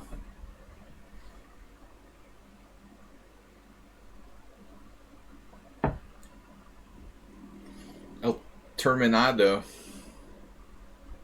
The queen is terminated. Terminator of queens. Mate. It's queen mate. It's like queen mate in 3. For black. Mate in 1. Mate in 2. Mate in 3. It's something like queen mate in 3.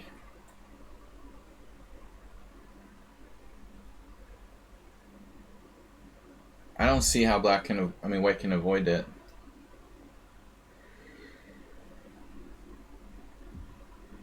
Was Roy Lopez the best player in the world? Who asked that question? I have to ask the dinosaurs. I don't know.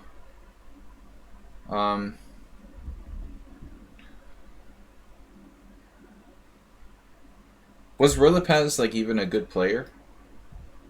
Or he just like wrote some variations down? Like who the heck knows?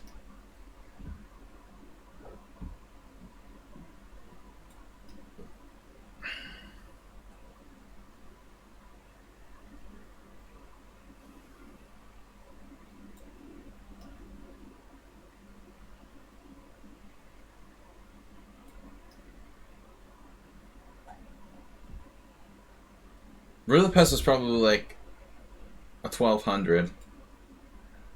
No, I'm just kidding. I have no idea. Maybe people actually know that. Does he have like complete games recorded or just variations in the opening that he wrote down?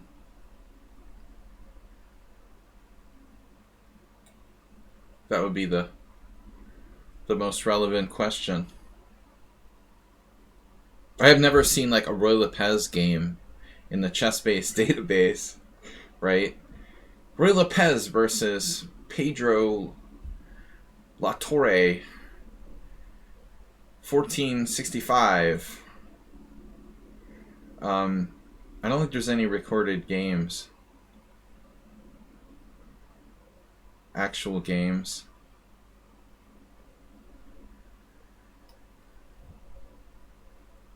From the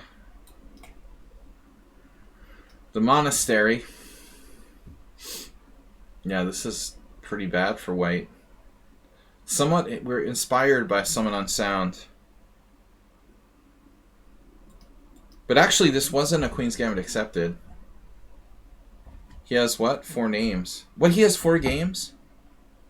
Yeah, I mean, it's not clear. Are they games or, like, variations, you know? I mean, are they actually games with, like, players' names?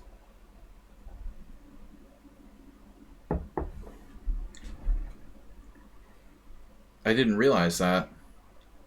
I never noticed that.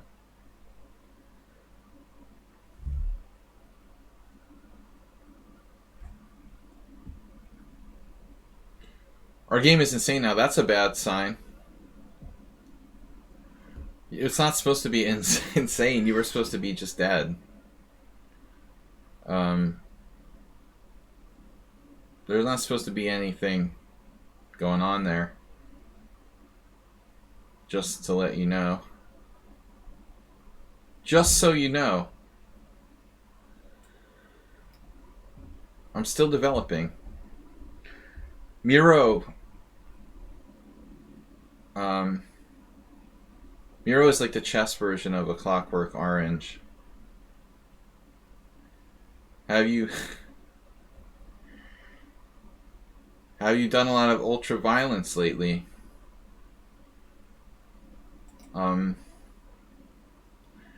Yep. Well, we're still clinging to life here.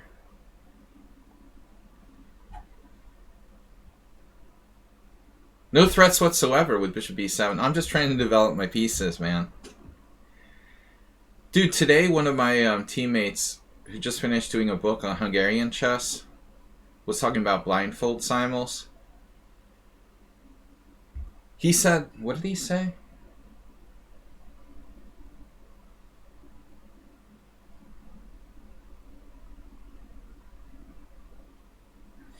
No, I'm trying to remember who it was now.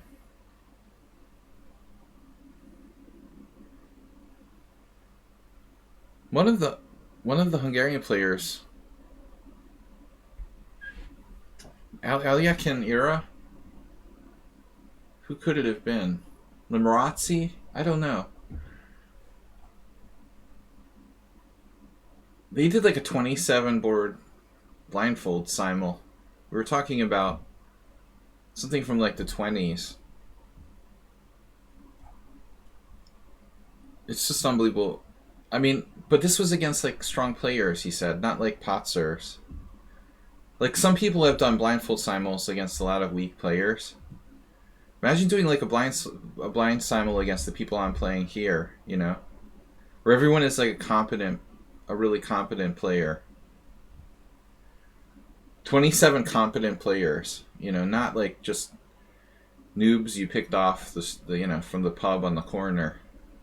Because a lot of, like, you know, these people that play these blindfold simuls with, like, 50 players or whatever, I'm sure a lot of the players are weak. We're not talking about Kolnowski, though. I'm talking about, I don't know who it was. I can't remember now. This is weird. Knight H5, really?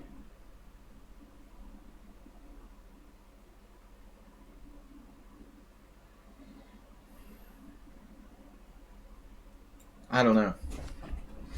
I can't remember now who he said. The Aster mate sacked his queen. I'm out of here, dude. But first I should probably take this pawn.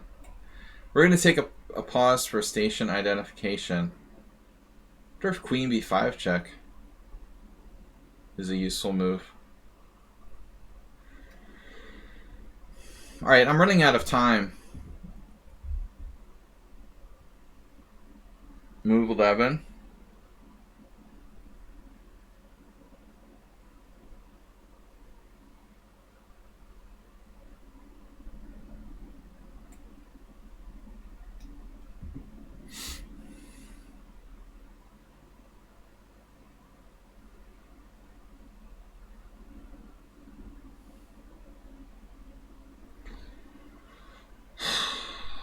Somewhat irritating. He's still coming at me. Oof. Dude, that's just crazy. You weren't happy with like knight takes f7. You need more? Hey, it's Miro. Like, really? Knight takes f7 isn't good enough for you? You want to like exterminate me like even more? Are you serious? You might regret that. Not going to the cashier with your chips. It's like, no, I don't want $5,000. I want to double down. I want to double down for more. All right.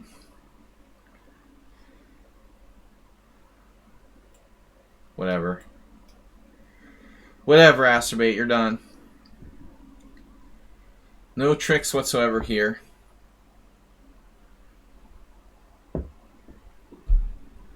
Bishop takes. Rook takes.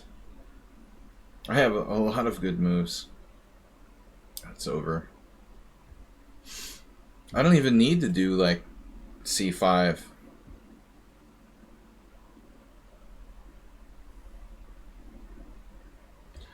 Clap on. I miss like 80s commercials. The clapper, that was the best. What are we gonna do? Ginsu knives.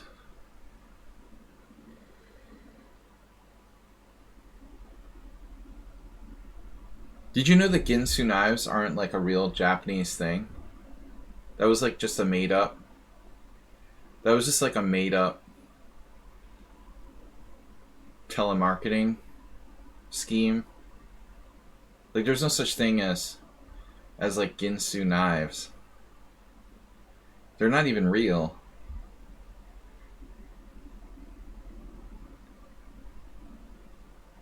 These are things I don't want to know.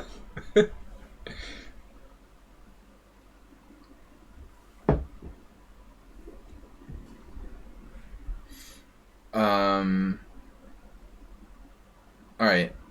We gotta crack down on that cracky square. Pawn takes pawn. You better believe it, bro. At some point I could play b4, maybe.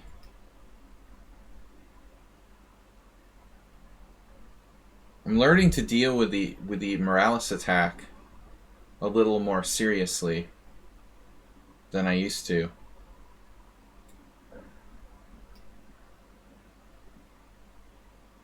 I'm giving it credibility.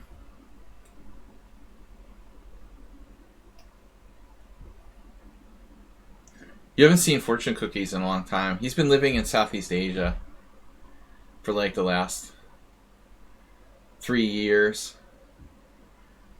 What the hell is a fortune cookie? Classic.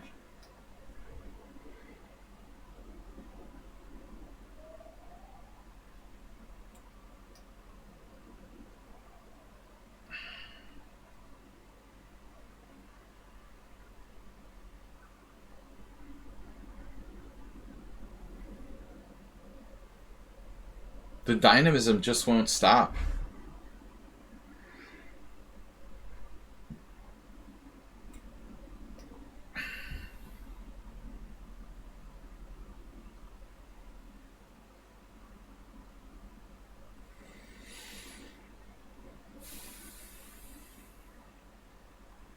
Dynamism won't die. The dynamism dino.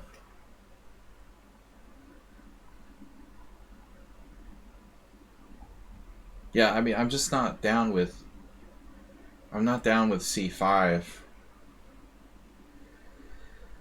Asterbate has seen better days.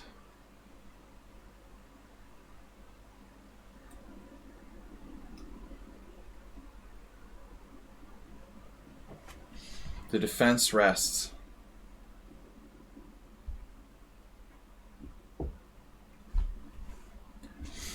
The Kyle Rittenhouse gambit.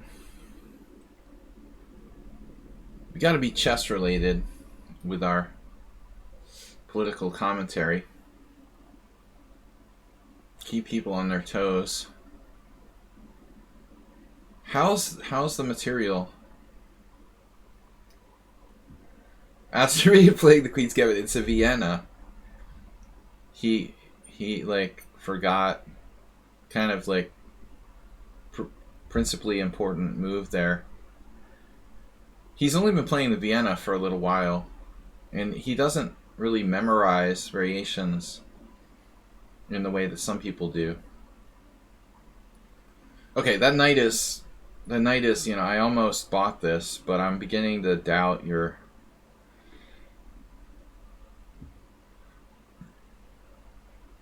That's a nice move, actually. I mean, his knight was his whole problem, and it should probably recirculate, like, back into the game.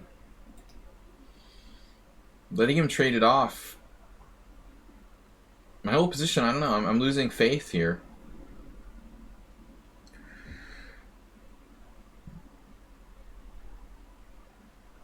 I guess I'm clearly better even so, but...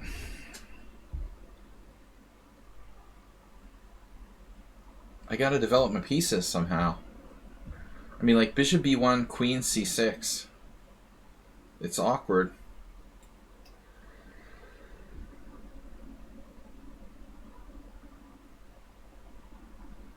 Nah.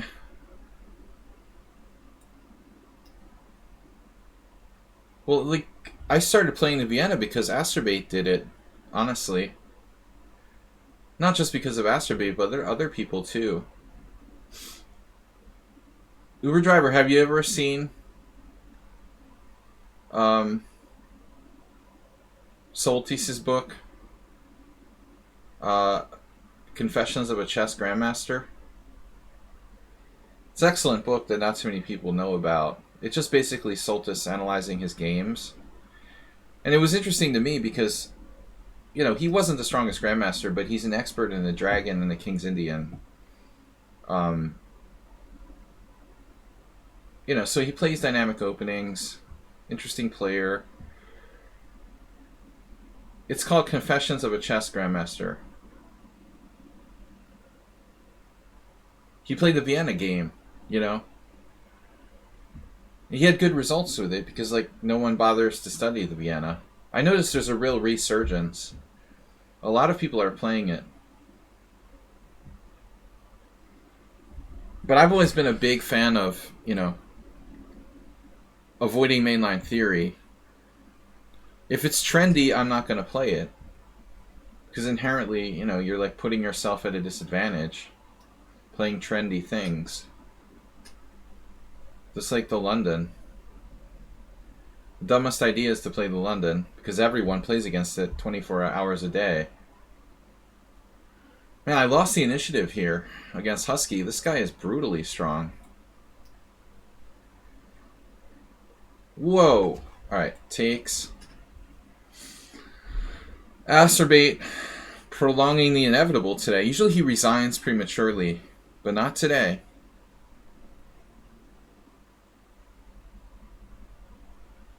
We're probably like still following an old game we played with the Meeboid. No. What's happening here?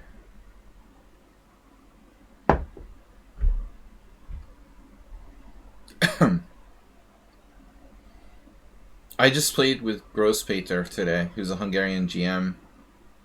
And what does he play? Like, of course, the reverse London system against me. So this looks passive for white. Knight takes d4, knight takes d4, bishop takes d4, bishop d4, knight d3, pawn d3. I probably played this before and I forgot. But whatever. Move 11's move 11. Mr. Slow was like, "Oh, we played this 6 times already. You don't remember?" Maybe I really do have Alzheimer's.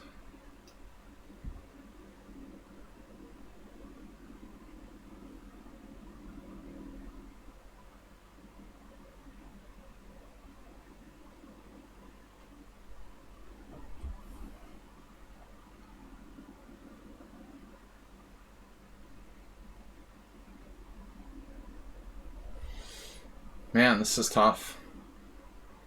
Bishop e6.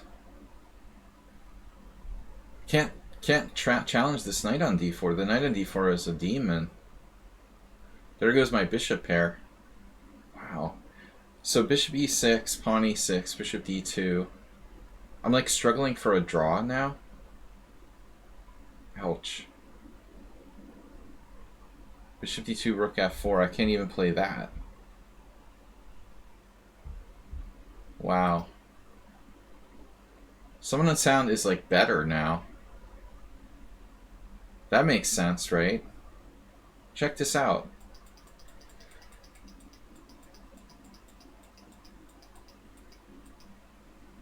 So a3 was a mistake. I make one inaccuracy. I thought it was still a normal move. And queen d7. No, I mean, my mistake is playing knight e5. I guess I should have played bishop e3. But I don't have much of a plan after that. Wow. I can't believe that black is better here. This is crazy. Bishop e6. Triple exclamation point.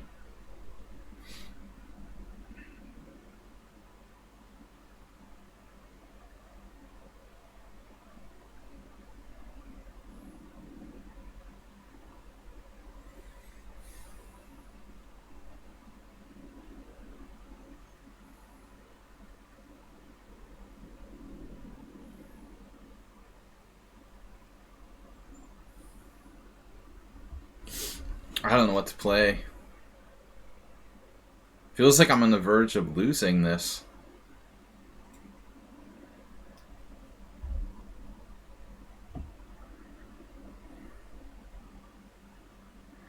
Acerbate not in the mood to resign today because I criticized him for resigning too early. Previous episodes.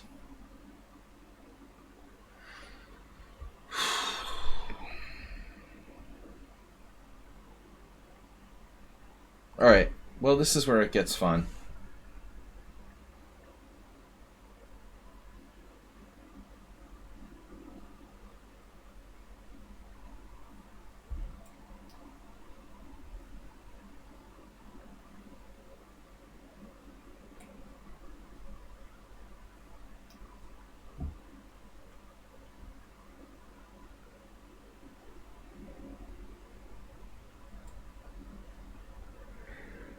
Stop threatening me all the time.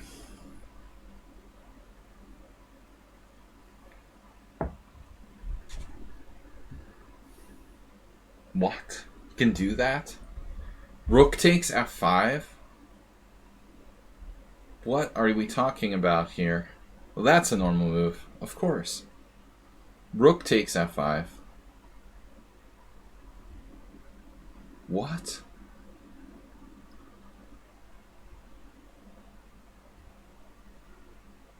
You are joking with me, right?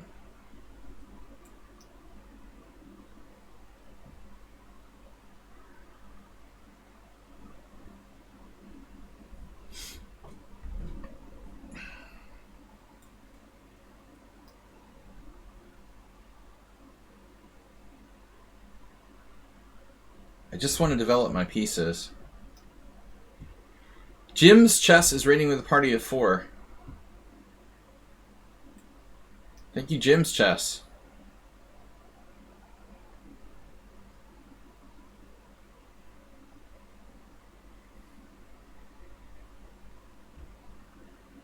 Okay.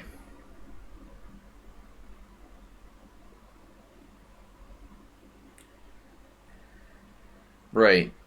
I had a plan, but I forgot what it was. Forgot. Bishop d2. Rook c8, rook c1. Something attacks c4. Yeah, I don't like that.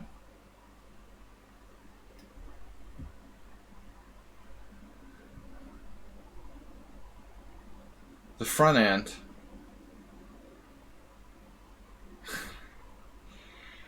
Good thing Bob's not here.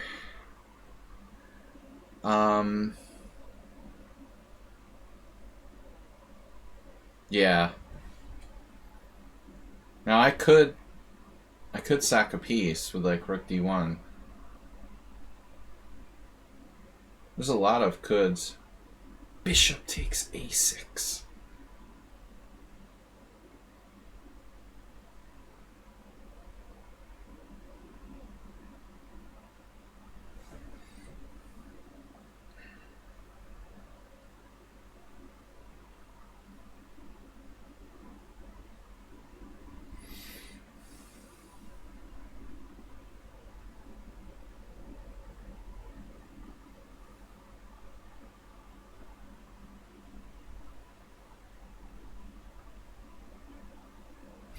Well, it only takes a pawn, and doesn't really do anything. I don't know, I'm gonna err on the side of caution.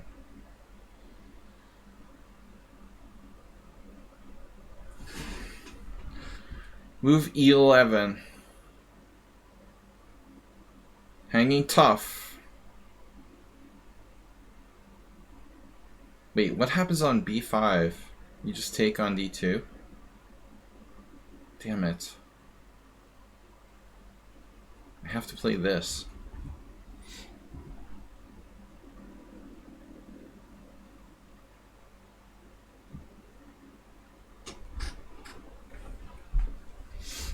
I could play e4.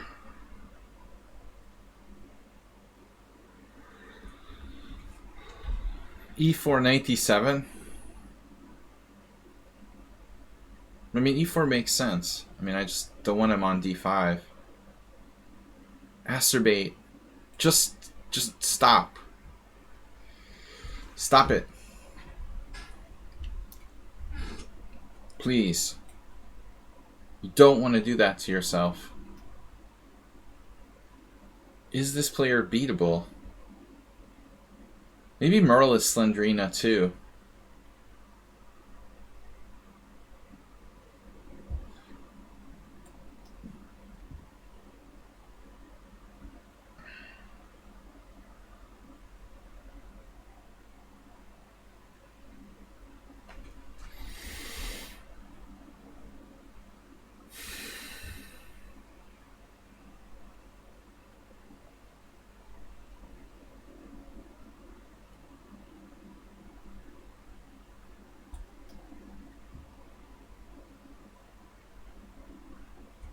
Wow. Wait. Can you just leave me alone for a minute? I guess this is kind of forced. I feel like Wilhelm Steinitz. Just for a moment there.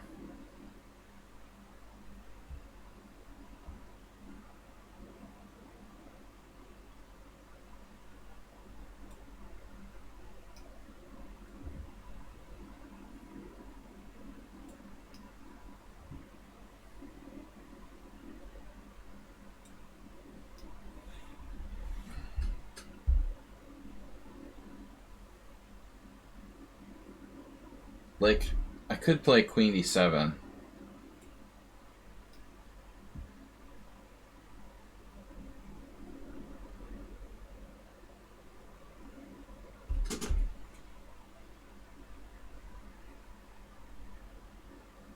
Yeah, well, he's not going to play b5 here.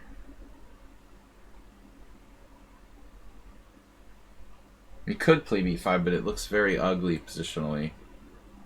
I'm not going to panic about it.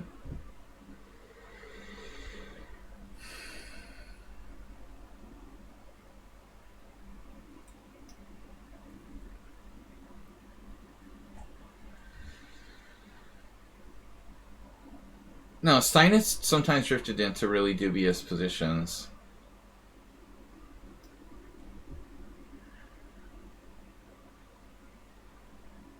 What happens here, like, with d5? Because I was thinking queen d7. Actually, that looks fine. What is he doing? That's what reminded me. This reminded me of Steinitz on a good day. Like, white looks kind of weirdly overextended. Sometimes it got ugly, though. I respect him, though. I think he was just an incredible player. I know not all people love Steinitz, but I'm inspired, man. I think the guy was just brutal. He had some bad games, but still. He's ridiculously talented. F6. What? He's bringing the king up.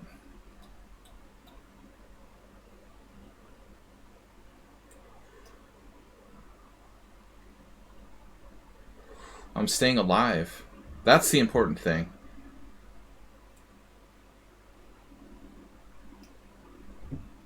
Husky's really very tough player. Okay, wow, castle's queenside. Maybe I'm over-optimistic, I don't know. Overly optimistic. But I'm just glad to be alive. Being alive is good. So where do we castle? Knight c6? Seems weird. Dude, what the fuck?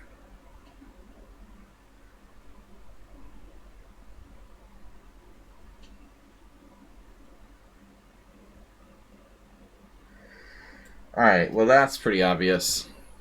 Nice knowing you, bishop. So Morales seriously played rook takes f5 and then backs it up with queen g4. I was watching some of my teammates' games today, and I realized, like, most players are just, like, totally based on tactics. It's becoming like a kind of almost chess health crisis, I would say.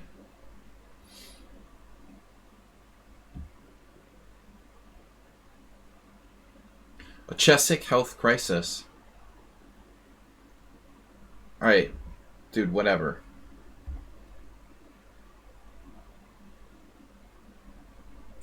The puzzle bot programs, you know. What it's creating is players who are like one-dimensional, more and more so.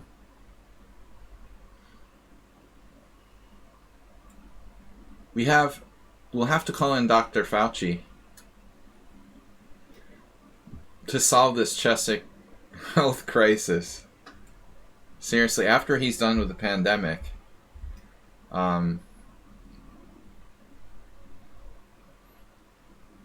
people think that's all chess is. Oh, let's just do tactics puzzles. And I'm looking at how they play, and they're like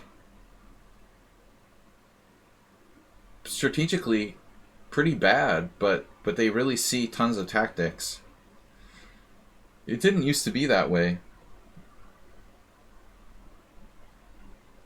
Obviously, that doesn't apply to everyone, especially the older generations.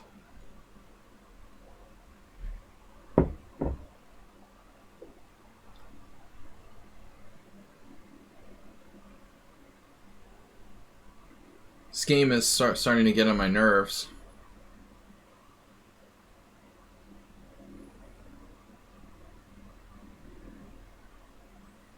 I'm not sure if I have enough compensation.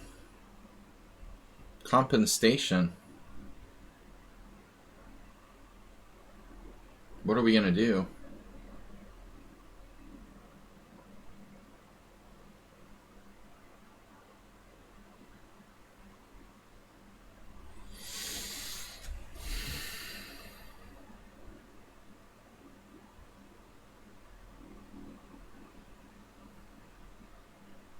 I mean, I don't know. I'm losing faith here.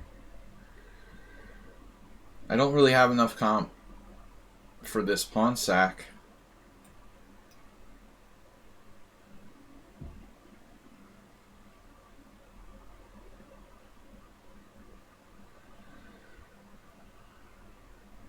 This dude.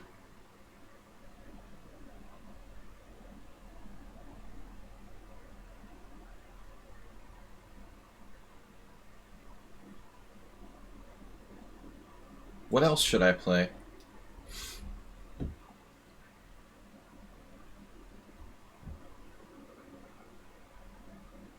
Knight b1.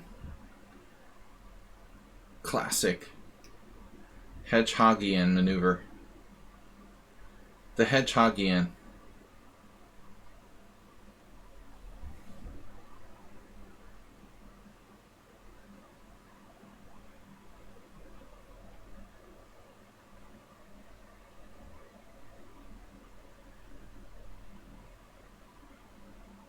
b5.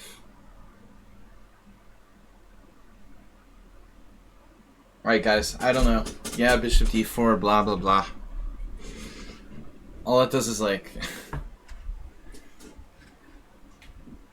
whatever. That's what I'm talking about. Like mindless tactics with no strategical basis. I've become a total student of Botvinnik over the years. I believe in principles. I can't let mindlessly base my game on tactics. I think tactics puzzles are boring too. I think it's like doing math homework, which I always hated. That's why I had to drop my math classes in college. You know, maybe this would work after b5 though. b5, knight b8, bishop d4. Now you're talking, you know, maybe that's sound. But he escapes to b3. Then I have like bishop a7. There's no time for calculating that crap here. There's no way. Knight e4, f5, knight c5, check, take, take, and I'm not sure what the hell is going on. I'm still not sure what's going on anyway, in the first place. Okay, how does his knight get out? That's what I want to know.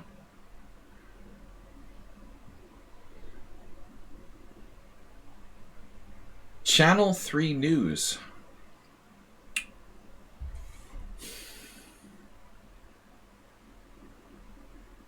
What a great maneuver. He did exactly what I was talking about with correcting his knight. Nice game, dude. Now that's strategic. This is not tactics-based play. 1, 2, 3 pieces defending e4. He can attack it again at some point with rook e8, you know? And then I'm running out of defenders. So I'm going to have to like go knight d5 at some point. But the question is when. I don't know what to do here. I'm playing on instinct again. f3, that's what I need. I need f3 there. So Morales sacrificed the exchange. He has positional basis. Not enough. Objectively. Objectively, his play is slightly unsound. The other S-U-S, slightly unsound.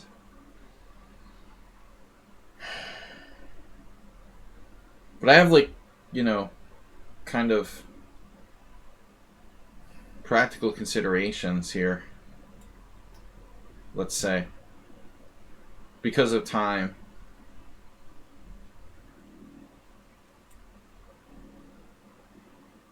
Did they kick you out of the 4NCL? Draw offer. Of course. No, this is too tough. Black's better, but it's too tough with limited time. No, that draw's okay with me. I have f4.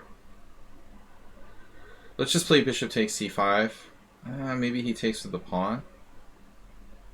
Yeah, I don't know about bishop takes c5 actually. Let's not say I did. Hedgehog, yeah, it's perfect for this time situation. You really want to be playing the hedgehog when you have no time. Now bishop d4. Almost traps a rook.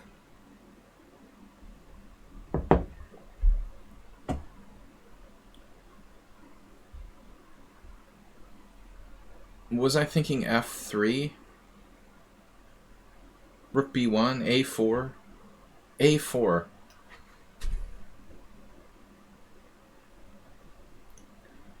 Oh man, sort of dumb. I think I blundered. I forgot I have to take with the queen or the king here. Not really what I planned out. It's not what I wanted to do. Minor blunder.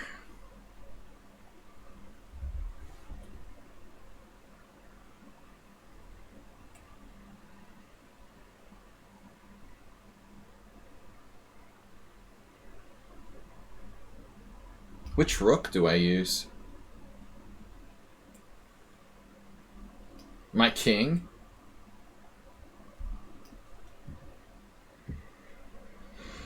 Oh my god, dude.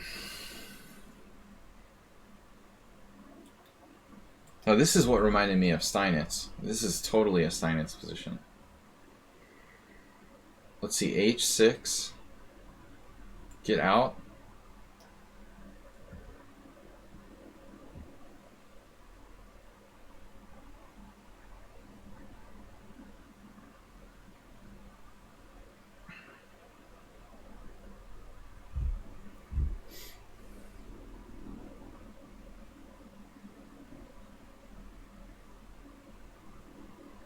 What about f4?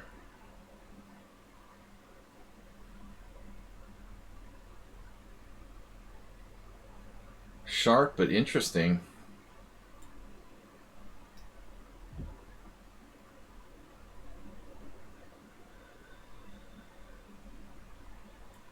Okay, what was the latest move? Bishop g6. Master. That can't be good.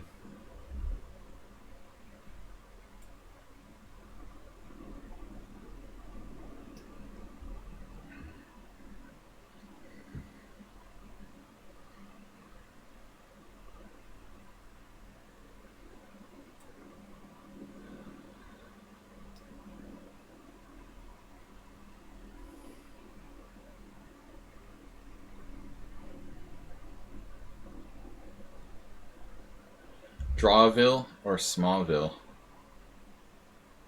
This looks like Drawville.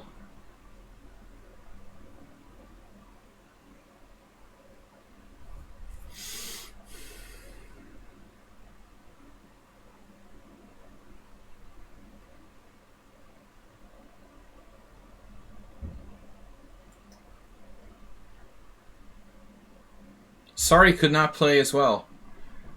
Everyone's playing the 4 NCL.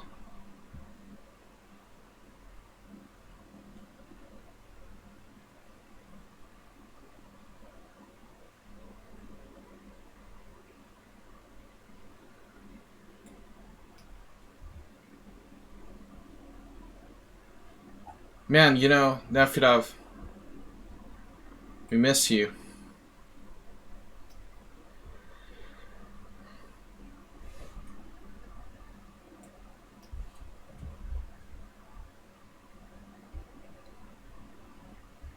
What? What just happened? Bishop d3? What the heck? It's like a tactical trick or something? Trickery!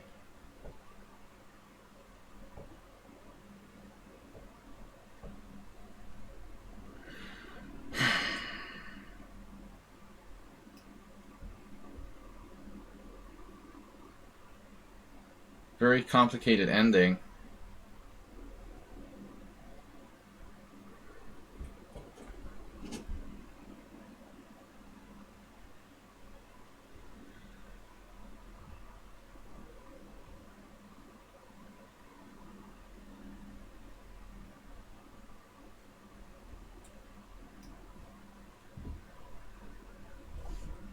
Yeah, that doesn't look right.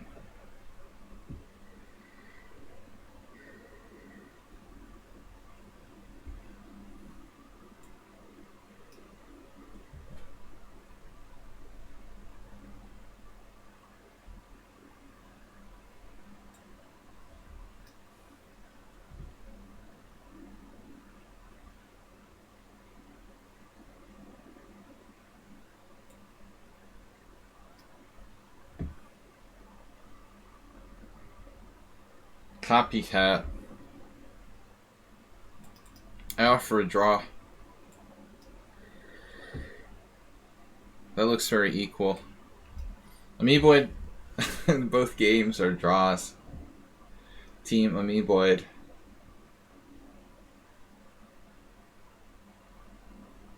Now D3. I could play D4.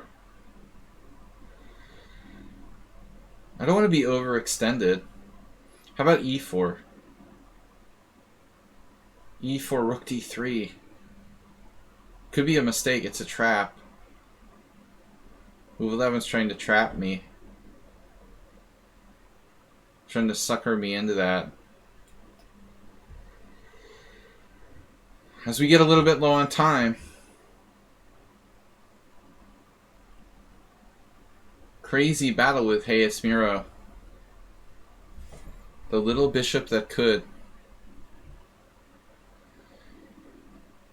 How are my bishops doing, by the way? Their time has come. Time has come, dude.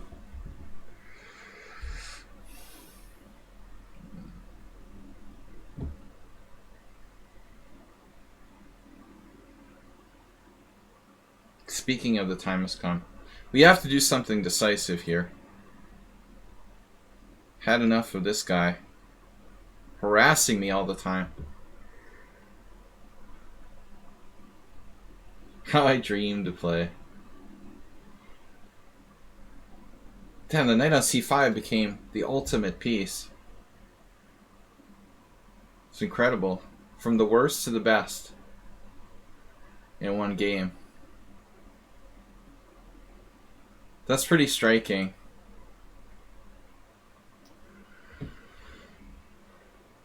Draw. Alright.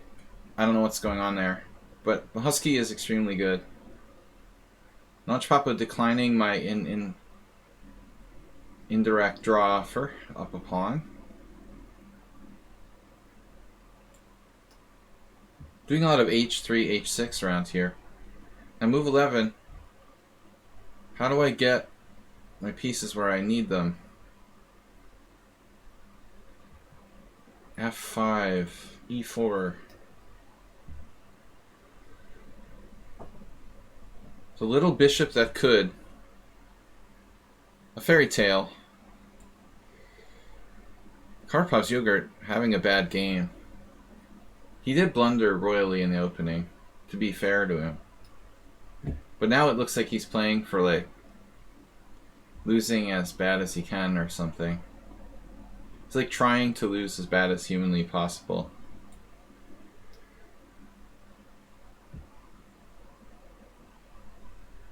"12 wins, 5 draws, no losses." You know what, this weird thing that I've noticed? Whenever I play, like, over the board, I play simuls a little bit better. Although I had a short game today, it still seems to matter. Like, looking at an actual chessboard, it seems to have a positive effect on my play.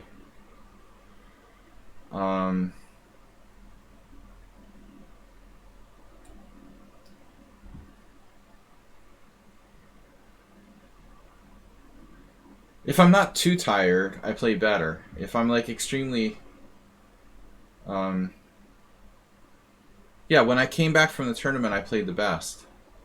Yeah, that's very, very striking. You know, it's true.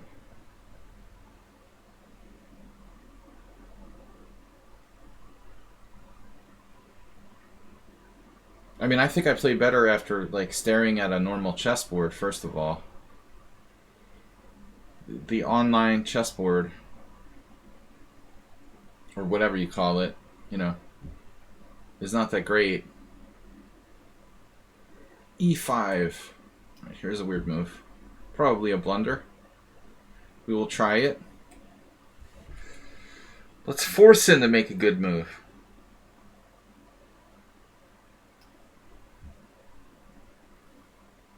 Whoa. Yeah, that's nice. Wow, can you just not try to hurt me like that? That's not very nice. Whoa. What the heck is going on here? Holmes. Holmes is attacking my f4 pawn. What are you doing? Totally maniacal. Then he takes f4 ideas.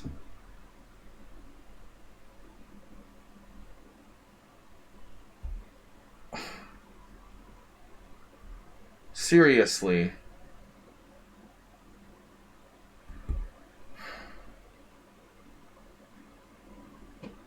Can you just leave me alone?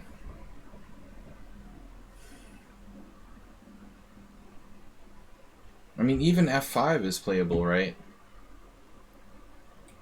He didn't play g6. Instead, the devastating rook c7.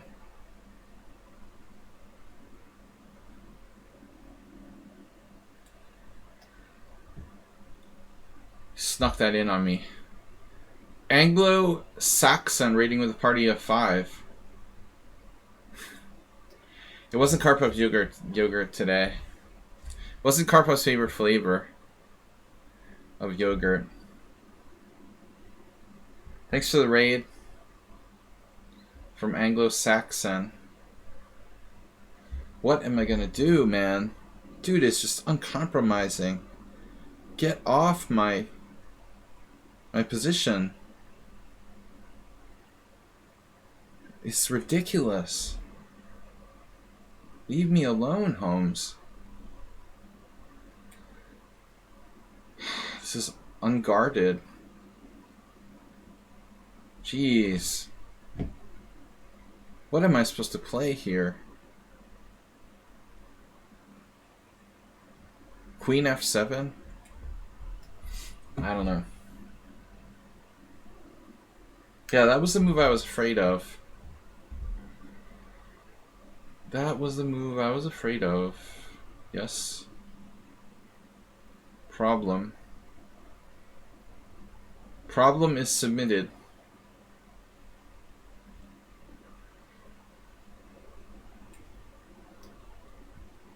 Damn. That looks bad.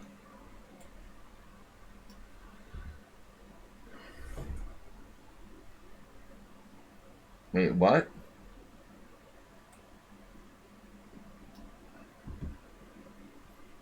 He's all in on knight f4. Wait a minute now.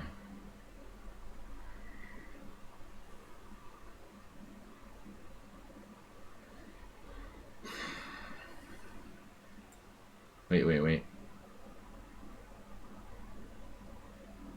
Queen e8 again? Second time.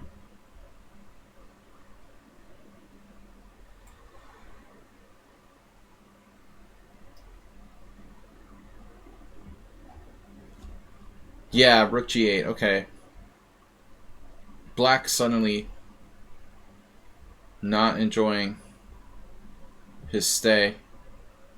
The hotel. Sladgie. What? You have this move? That's ridiculous. Ridiculous. Ridiculo. Ridiculoso.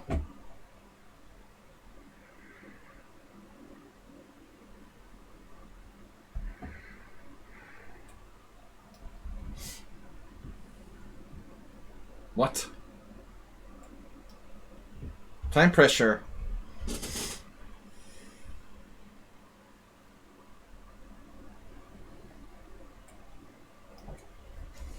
All right.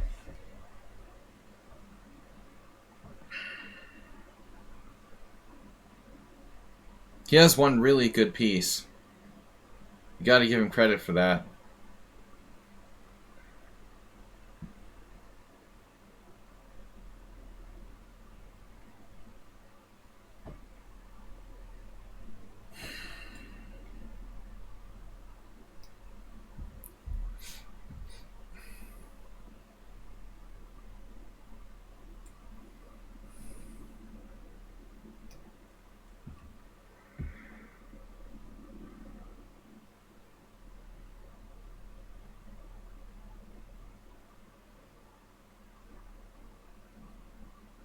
Wait, wait. Wait, wait. Oh, that's it? I lose? Damn.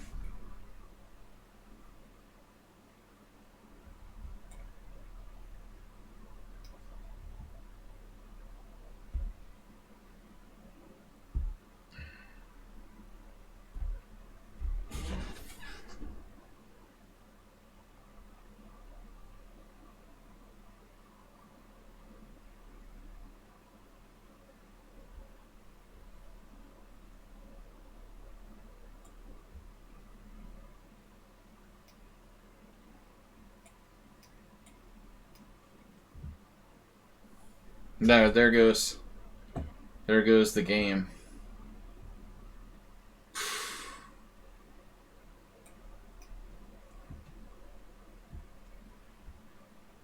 What? Dude, that's mental.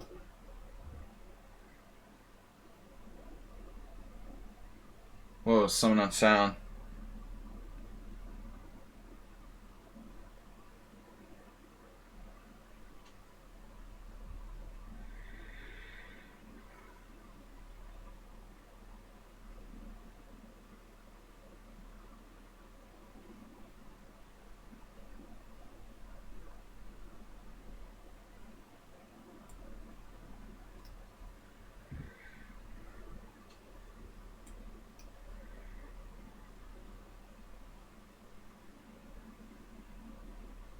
What's going on here? Bishop takes b2, rook f1. Bishop d4.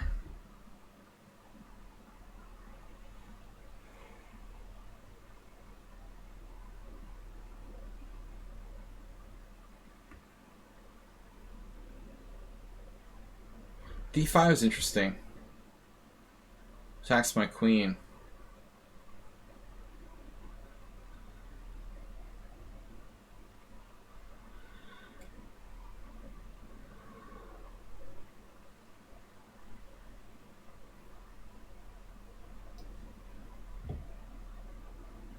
What? You took that way? After all that? Can't believe it. That's funny. After all that, you took the other way. When I expected...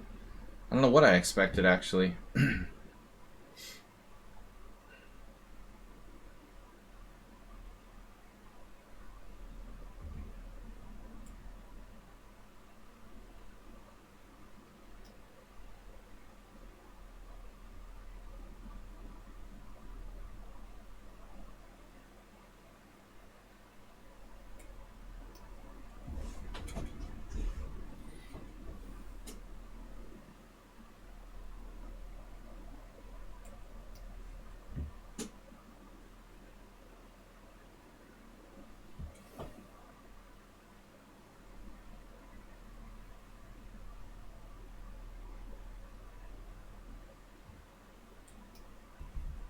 I don't know.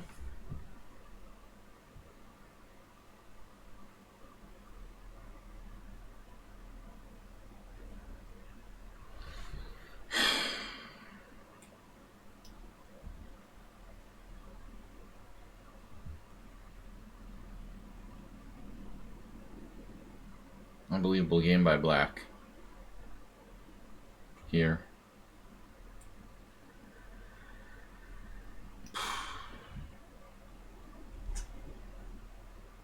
What just happened?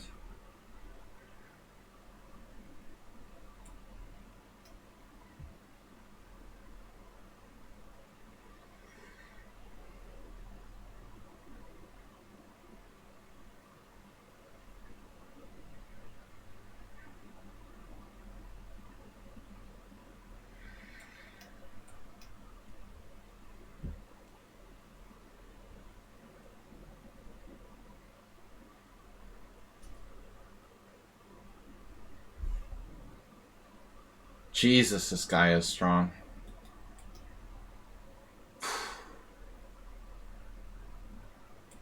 Alright. I'm probably lost here.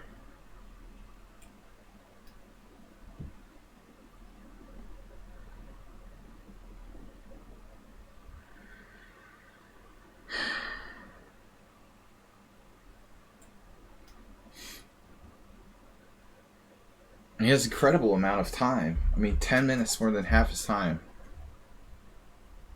Everyone else is like in time pressure.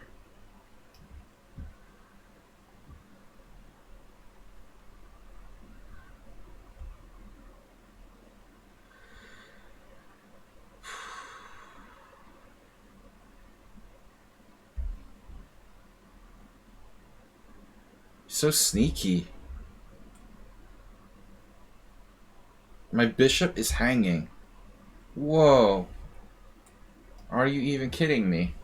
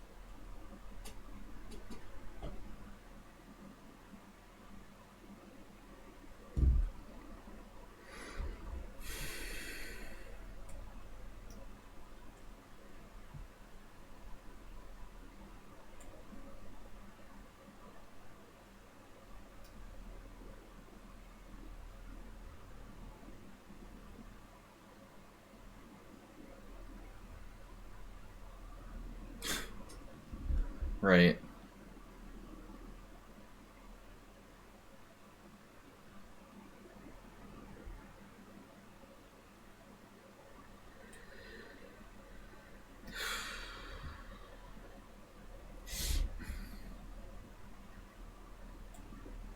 What am I doing here?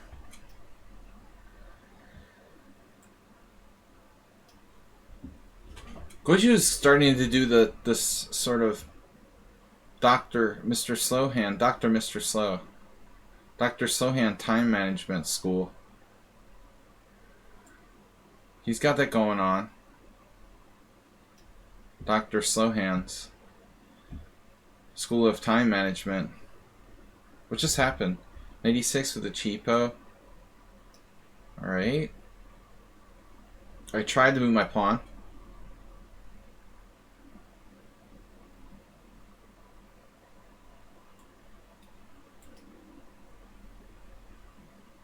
Wait, what?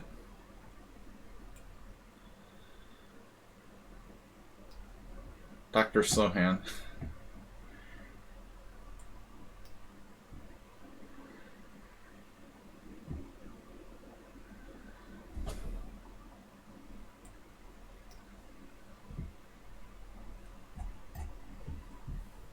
Increment Pro. Increment Pro, ho ho ho. Alright.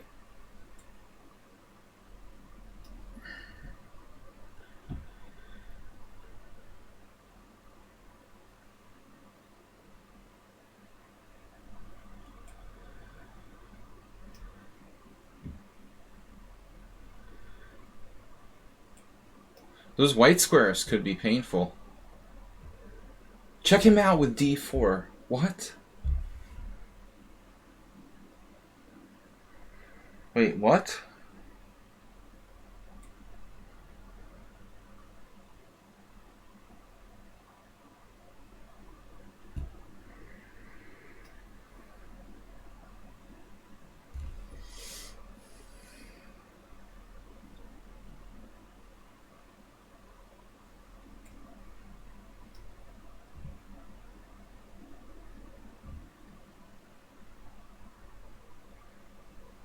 Somewhat sound.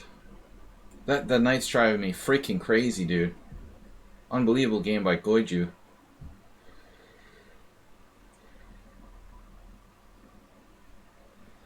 You wouldn't do like rook takes a6, would you?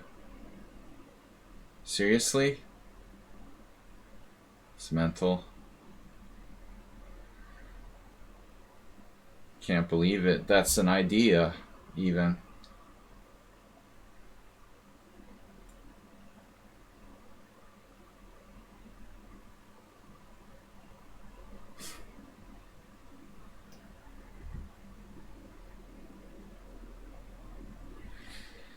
Move 11, the tractical. A tractical move.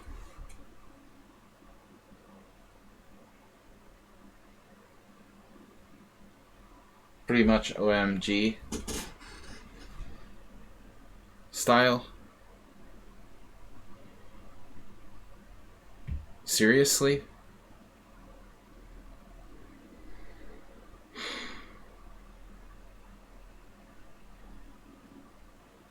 See, the problem is move 11, he's very bad tactically. He's like the early computers. He's very bad tactically, but really strong positionally.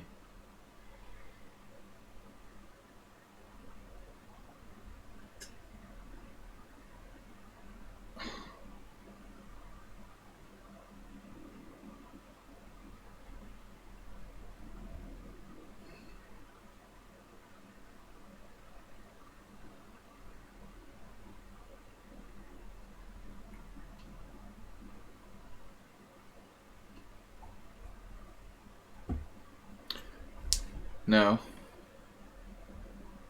How many games do we have left? 7 games.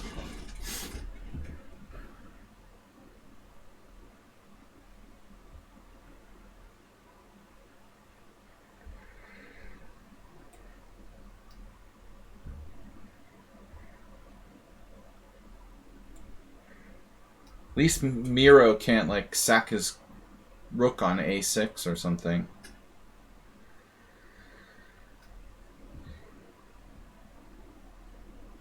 What? He resigned.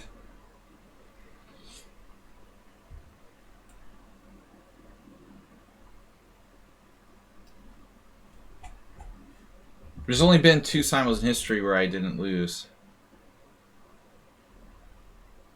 But don't start that nonsense.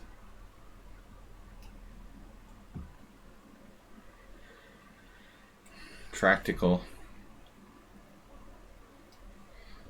I've got practical blunders. Why do you have to say that? Seriously.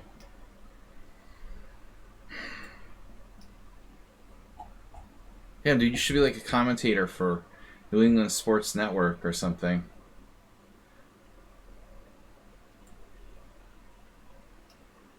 Seriously.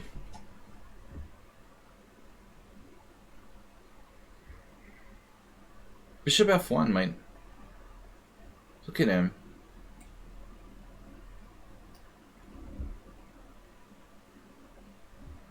Yeah. Thanks, Murnos. Good game.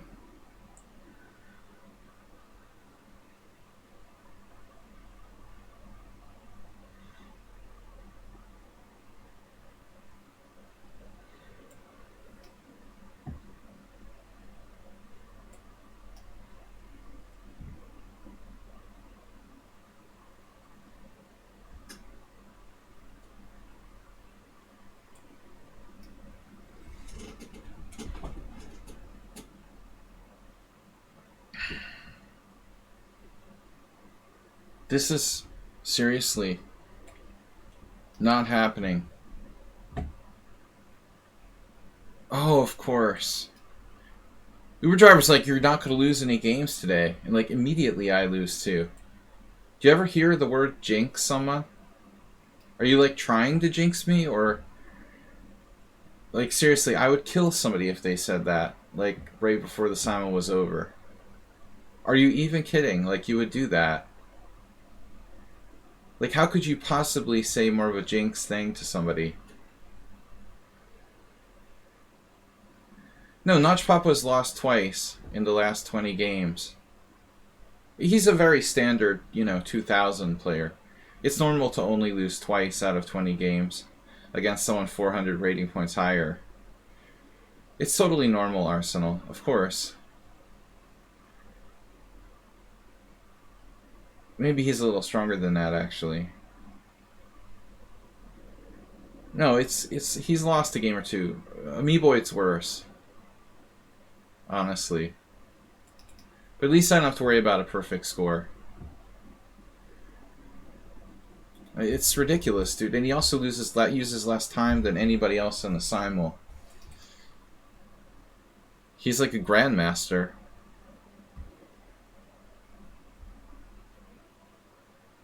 Yeah, it pisses me off. It's a little over the top. At times, I lose my patience with it.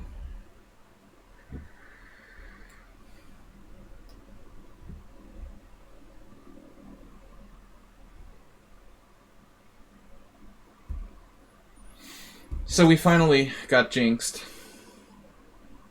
Thankfully. By Uber driver. At least we have someone to blame.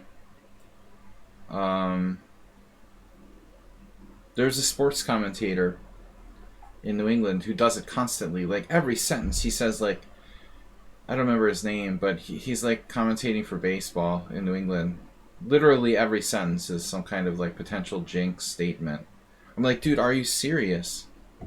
You don't realize what you're doing there?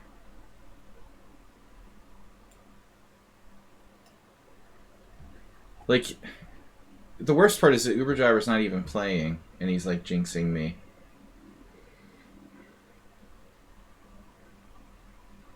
If he were playing, it wouldn't be quite as bad.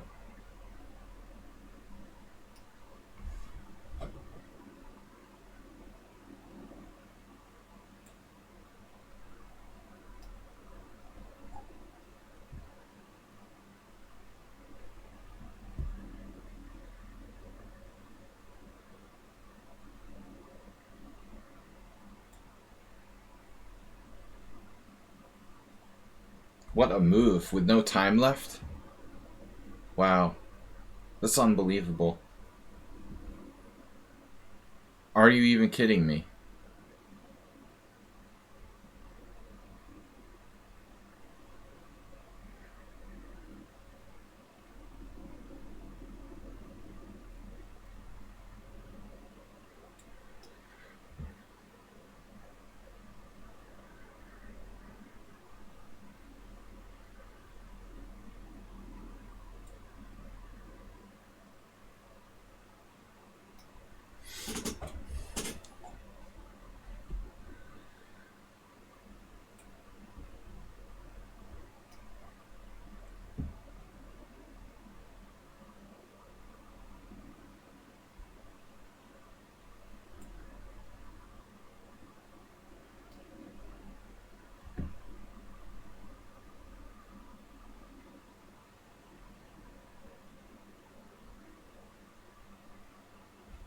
I mean,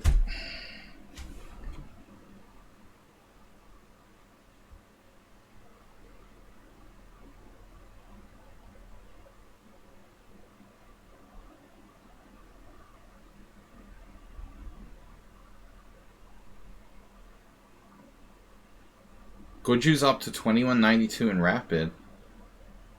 Wow.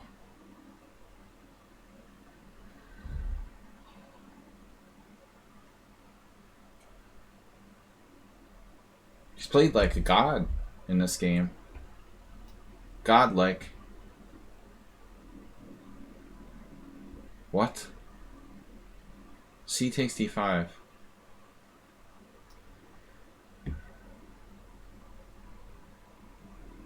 This is crazy. Like, the less time he has, the better he plays. He does it every week. It's very strange.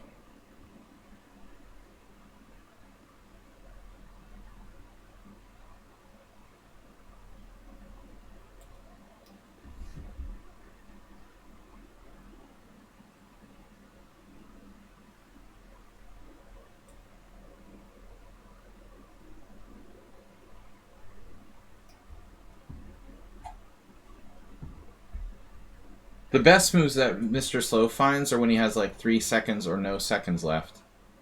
Then his play is the strongest ever.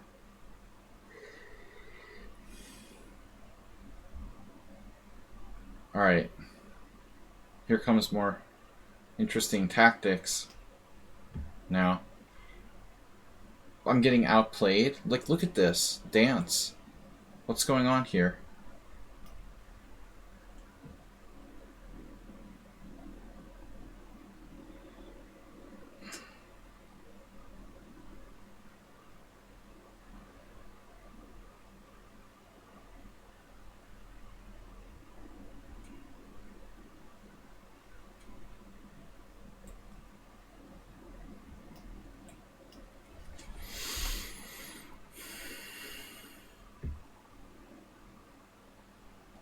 My God.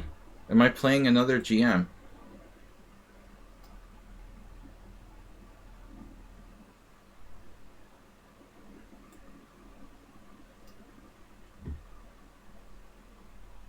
It's not an impressive result. It sucks.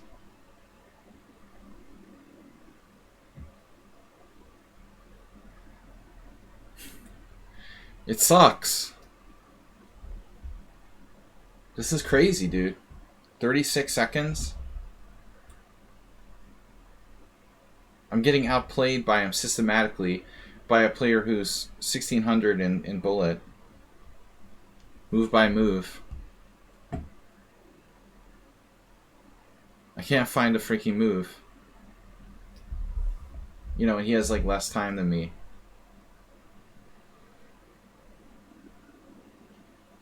It's a really weird game, this one.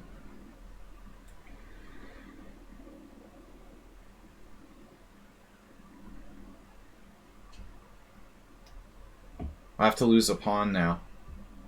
Here we go.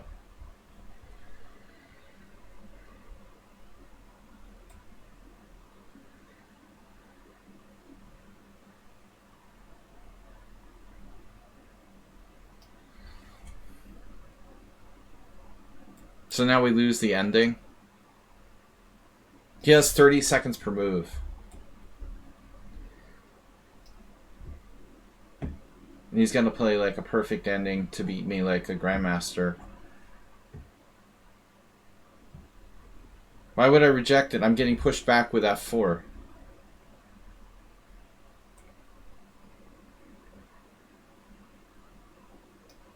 F4 is going to like kill my bishop on F4. What am I supposed to do?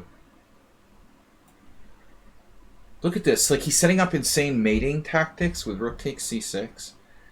Whoa. Are you serious? What is going on around here?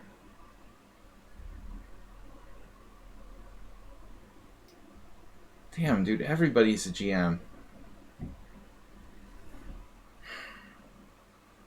This is crazy.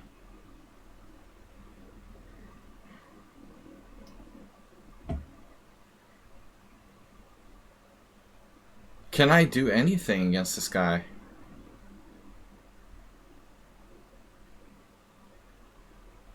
I mean, seriously, what is the deal with you?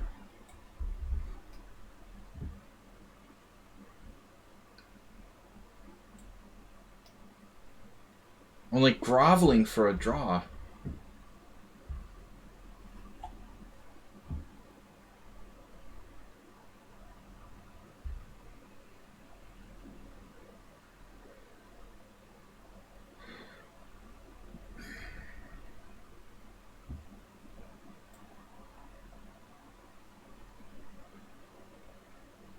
So here comes the perfect technique with no time left.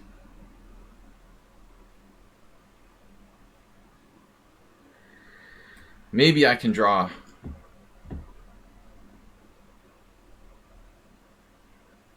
I don't know, man. I can't play endgames that well with 30 seconds per move. But people who are a lot lower rated than me can. Which is interesting.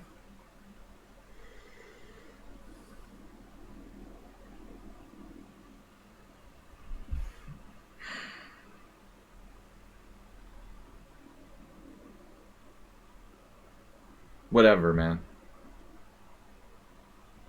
I lose every time now against Mr. Slowhand.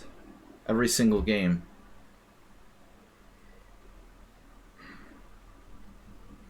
And every single game, it's like he's down to 30 seconds and plays like a goddamn Grandmaster. It's ridiculous.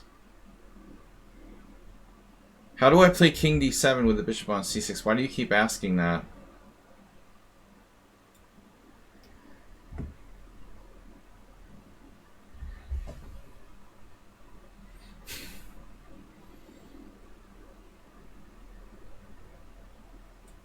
Maybe I can win this? His knight's like trapped?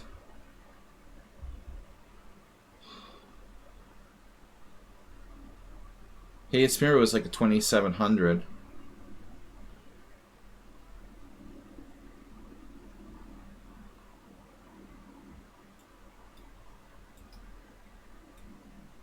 Am I mated yet?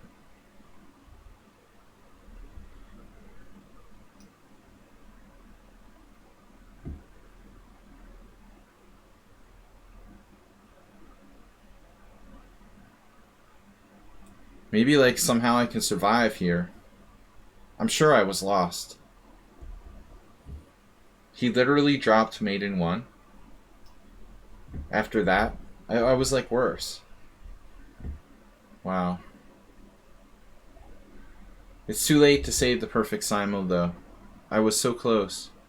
There's only 2 times I've not lost in the history of all these simuls I've done. Did I lose yet? This? Or is it a draw? Oh my god.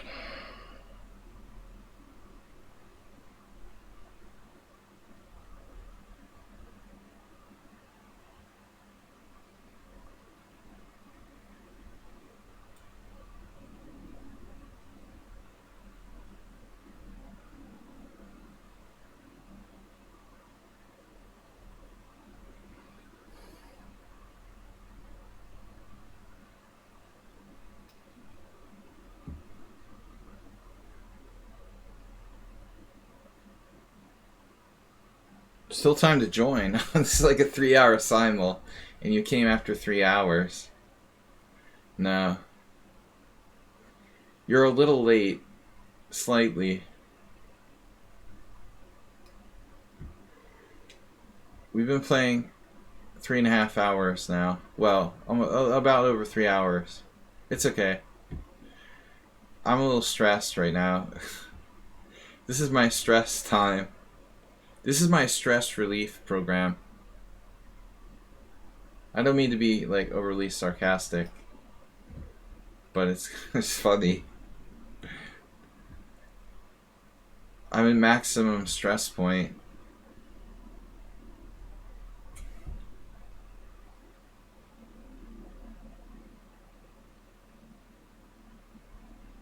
I don't feel like I really have any reason to play for a win here.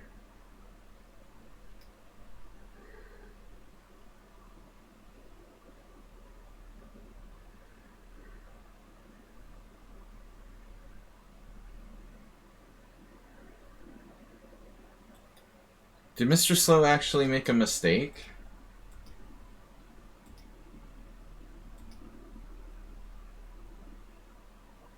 See, the problem is he couldn't play king g5 because of f4 check winning a rook. But he could have played like rook f3, right? But then like rook g2, rook c2. So he cleared his rook, but now I have this move. Cutting off his king and threatening rook c2. He could check though. Then after king e3, I'm still threatening the same kind of stuff.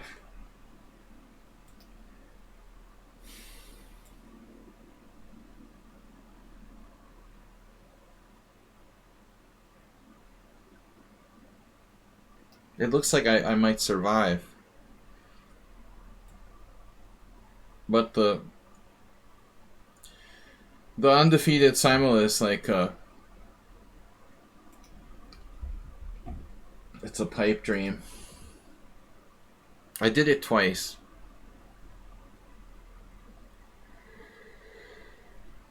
Honestly, you know, I'm not sure what's going on here.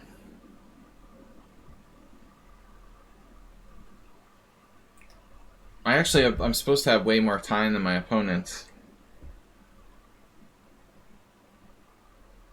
I thought I was lost. I totally messed this up. Like the simplest endgame in history of chess. And he finds this freaking move f4. I mean, I could have played like f5 first. f5 first, king e3, king e7, king d3, king e6, king c4. Not that clear. But f4? There has to be, like, there's no way I'm losing this. There's no way I'm lost here. I mean, it shouldn't even be close. And I almost lose this position.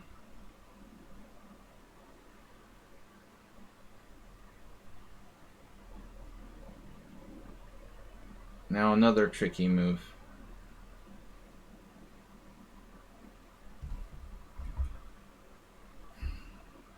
Are you even kidding me?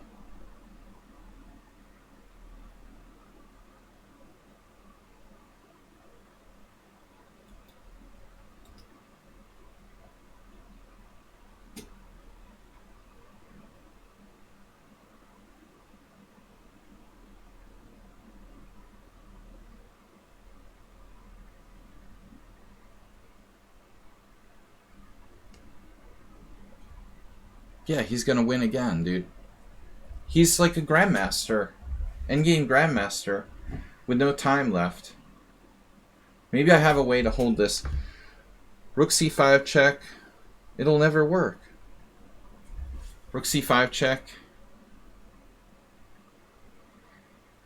King g4, rook f8.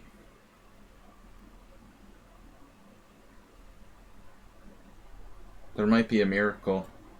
Rook g2 loses to rook takes f4. It's crazy, man. It's like a study endgame. Of course. Rook takes g2, rook takes f4. It's a goddamn endgame study where my king is cut off. But it's like, you know. Now white's playing for a win here. I was being nice, like. Seriously. Offering a draw. Wow. You're playing for a win. Okay. Right. Rook takes f5.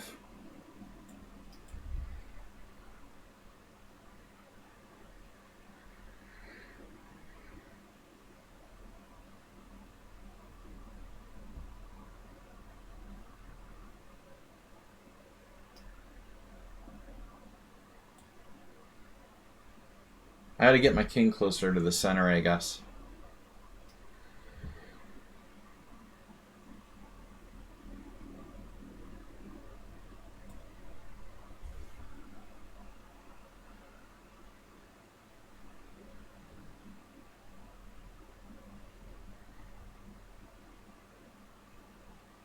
This is ridiculous.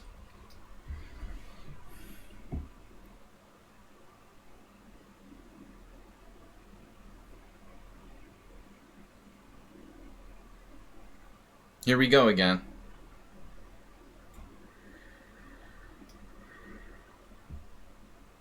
I have to be like a computer to not lose against these guys. Wait, what's rook g8?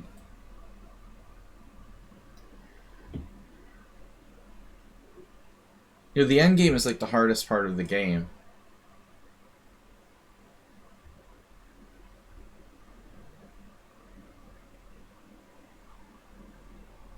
He played rook f8, threatening rook takes f5. Trying to play for a win.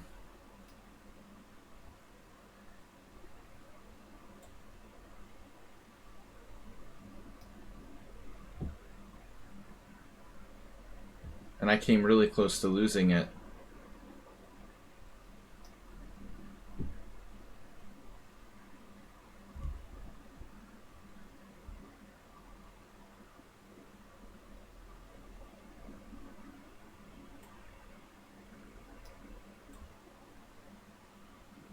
What am I trying to do here? Trying to lose, as usual.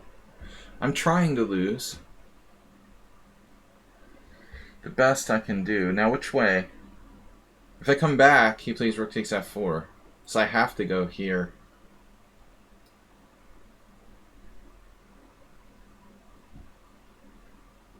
Well, now it's my turn. I don't want to draw. Change my mind.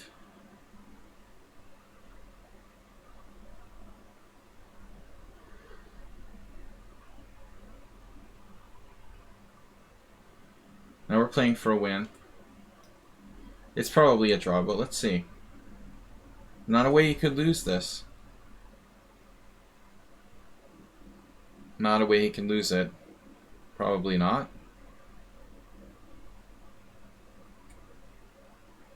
Unlikely. It's unlikely to lose it. But not impossible.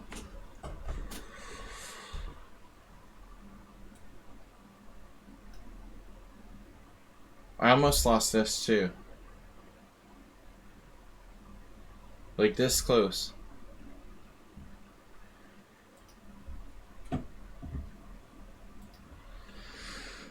One automatic move there and I was toast. If he takes the pawn, he loses his rook. I've got counterplay.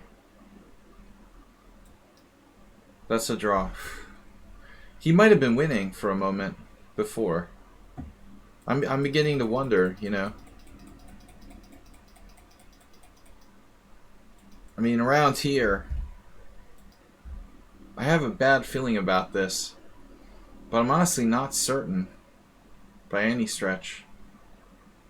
It looks like I'm on the verge of lost here. I feel like I'm probably lost. What if he starts walking over here? Though it could get messy, like king g7, king f2, check, king g3, king f7. I think he's winning there. It looks like he's winning. Let's go back to the game so we don't lose on time. What happened? Right. So I need two pass pawns.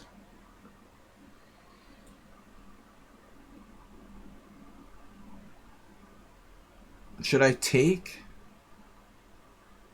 King takes, king d5.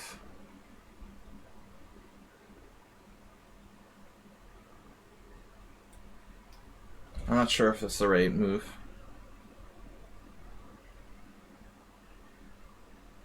Can he defend like both of his pawns? It's probably a draw.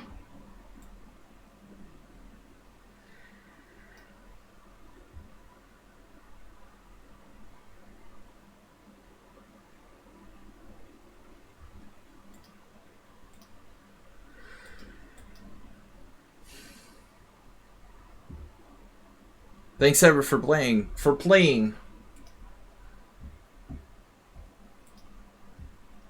Thanks for watching.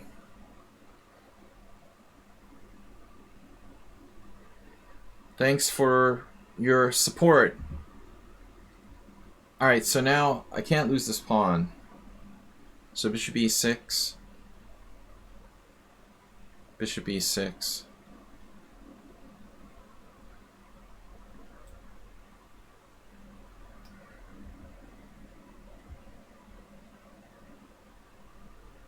There was someone talking about bishop e6 earlier. There was some talk.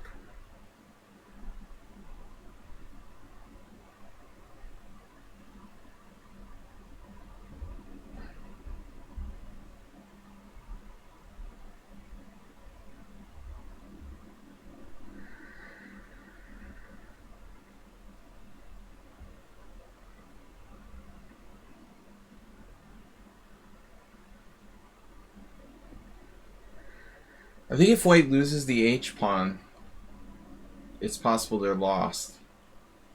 The f-pawn itself depends on the circumstances.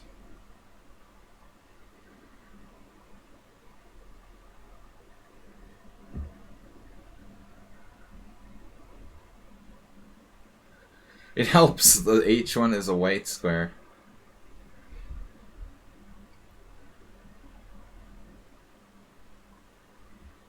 The position with king e3 is lost. What? What?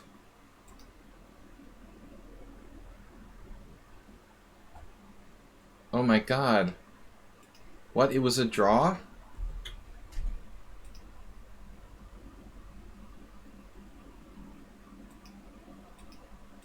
Wait. You were winning the whole... You were winning... I have to play king e5. What? No, after h4. Oh, I had to play some sick move here. f3. There's no way I'm playing that. I mean, with short time. I didn't think I could possibly draw that. But the computer says rook c8 is a draw. I could find that move. I would never find f3 in a blitz or fast time control, but rook c8 is realistic. It's perpetual checks. He's getting checked all over the place after the f3 thing, I guess. It's really very tricky, though. You know, I'm sure that's not an easy deal. I'm not sure if I even have time to take the pawn or how it works. But that's totally not easy to find. You know, the interesting thing was before, you know, my intuition was right that I'm not lost, but again, this is not trivial at all. It should have been an easy draw. I managed to make it really hard. And it's a very fine line here. It's not clear where my blunder was. Yes, king e3.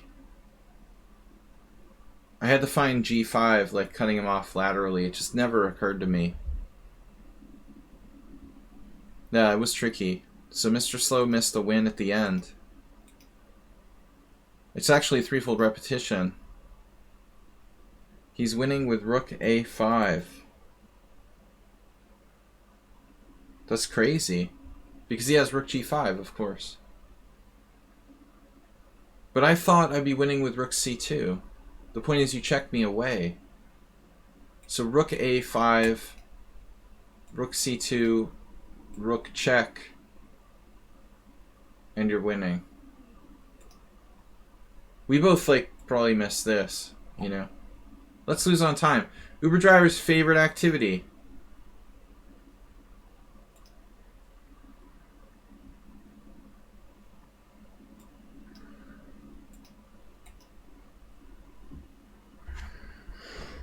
Yeah, well, yeah, this move is kind of forced.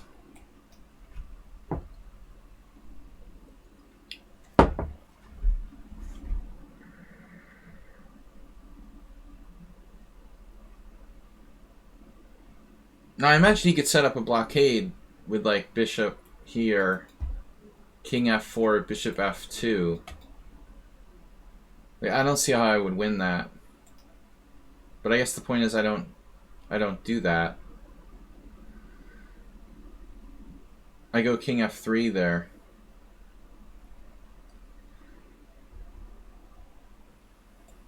King f4 is a blunder, right? Or is it? Yeah, he has like bishop b4. Oof. Maybe this is good though. Maybe he's a genius. Wow. c3 winning. No.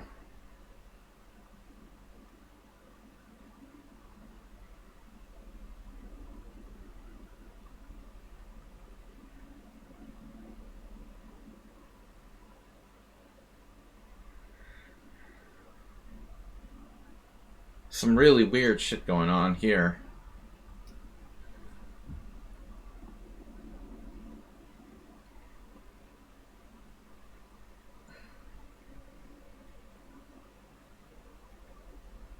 Bishop f7 stops tricks.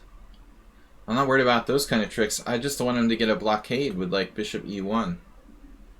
How do I win if he gets like his bishop to e1? I don't see it. Come on, don't lose on time. You seriously lost on time? I don't think this is a win. He lost on time?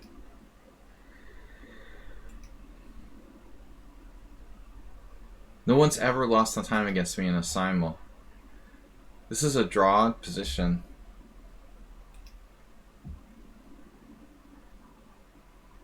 No, I don't get h4, Mr. Slow. He has bishop b4, bishop e1. That's the point. I can't get h4. No, this was a good move. You know, he found king c2 to make way for this plan. The only way, yeah, c3, I thought about it. c3 unfortunately doesn't really help. c3! If king takes, maybe he's... no. I mean, you don't know, like... could that be a win? Still a draw. I know. So check out the line here. Miro was like better winning in the opening, and then it was like a draw the whole game for like 70 moves. But he was trying. He wouldn't agree to a draw like on move, I don't know, 98 or something. Where was it? Here. He played rook f8. I was kind of pissed. If anything, I'm probably better here, but he's got this sort of cheapo thing. I should have played for a win. I was like, well, why don't I play for a win with b4? I'm like, dude won't repeat moves there. No, I want to lose. So, yeah. He wouldn't take a draw by threefold. He's actually worse. Yeah, no, I mean, if he doesn't have bishop b4, like if he plays a normal move, right? If he played an ordinary move, like whatever, I mean, like bishop c5, he's lost. He's maybe lost, you know? And any kind of normal move there, that's what like most people would play, like with their flag hanging. If you play bishop c5 or bishop d6, you're lost, right? This is like exclam, king c2, or king somewhere. He has to move the king somewhere where he can play this only plan. So I don't deserve to win this. I mean, this is a draw, as far as I'm concerned. That doesn't count. You lost on time, but I lost two games.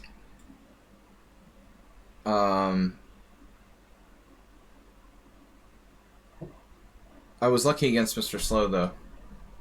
Well, sort of. He was lucky, too. Yeah, I lost 2 games.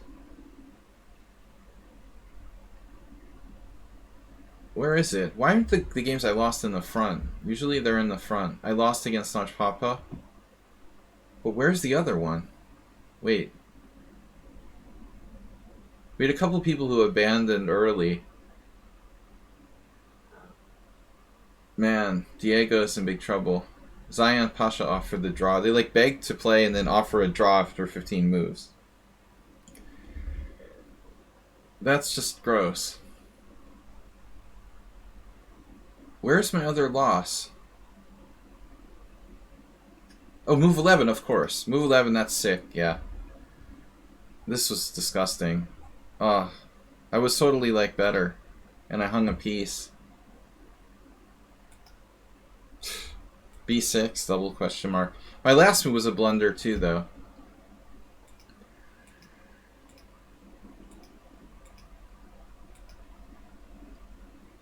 Yeah, I mean, I'm not winning anymore. And I have to make a stupid move now.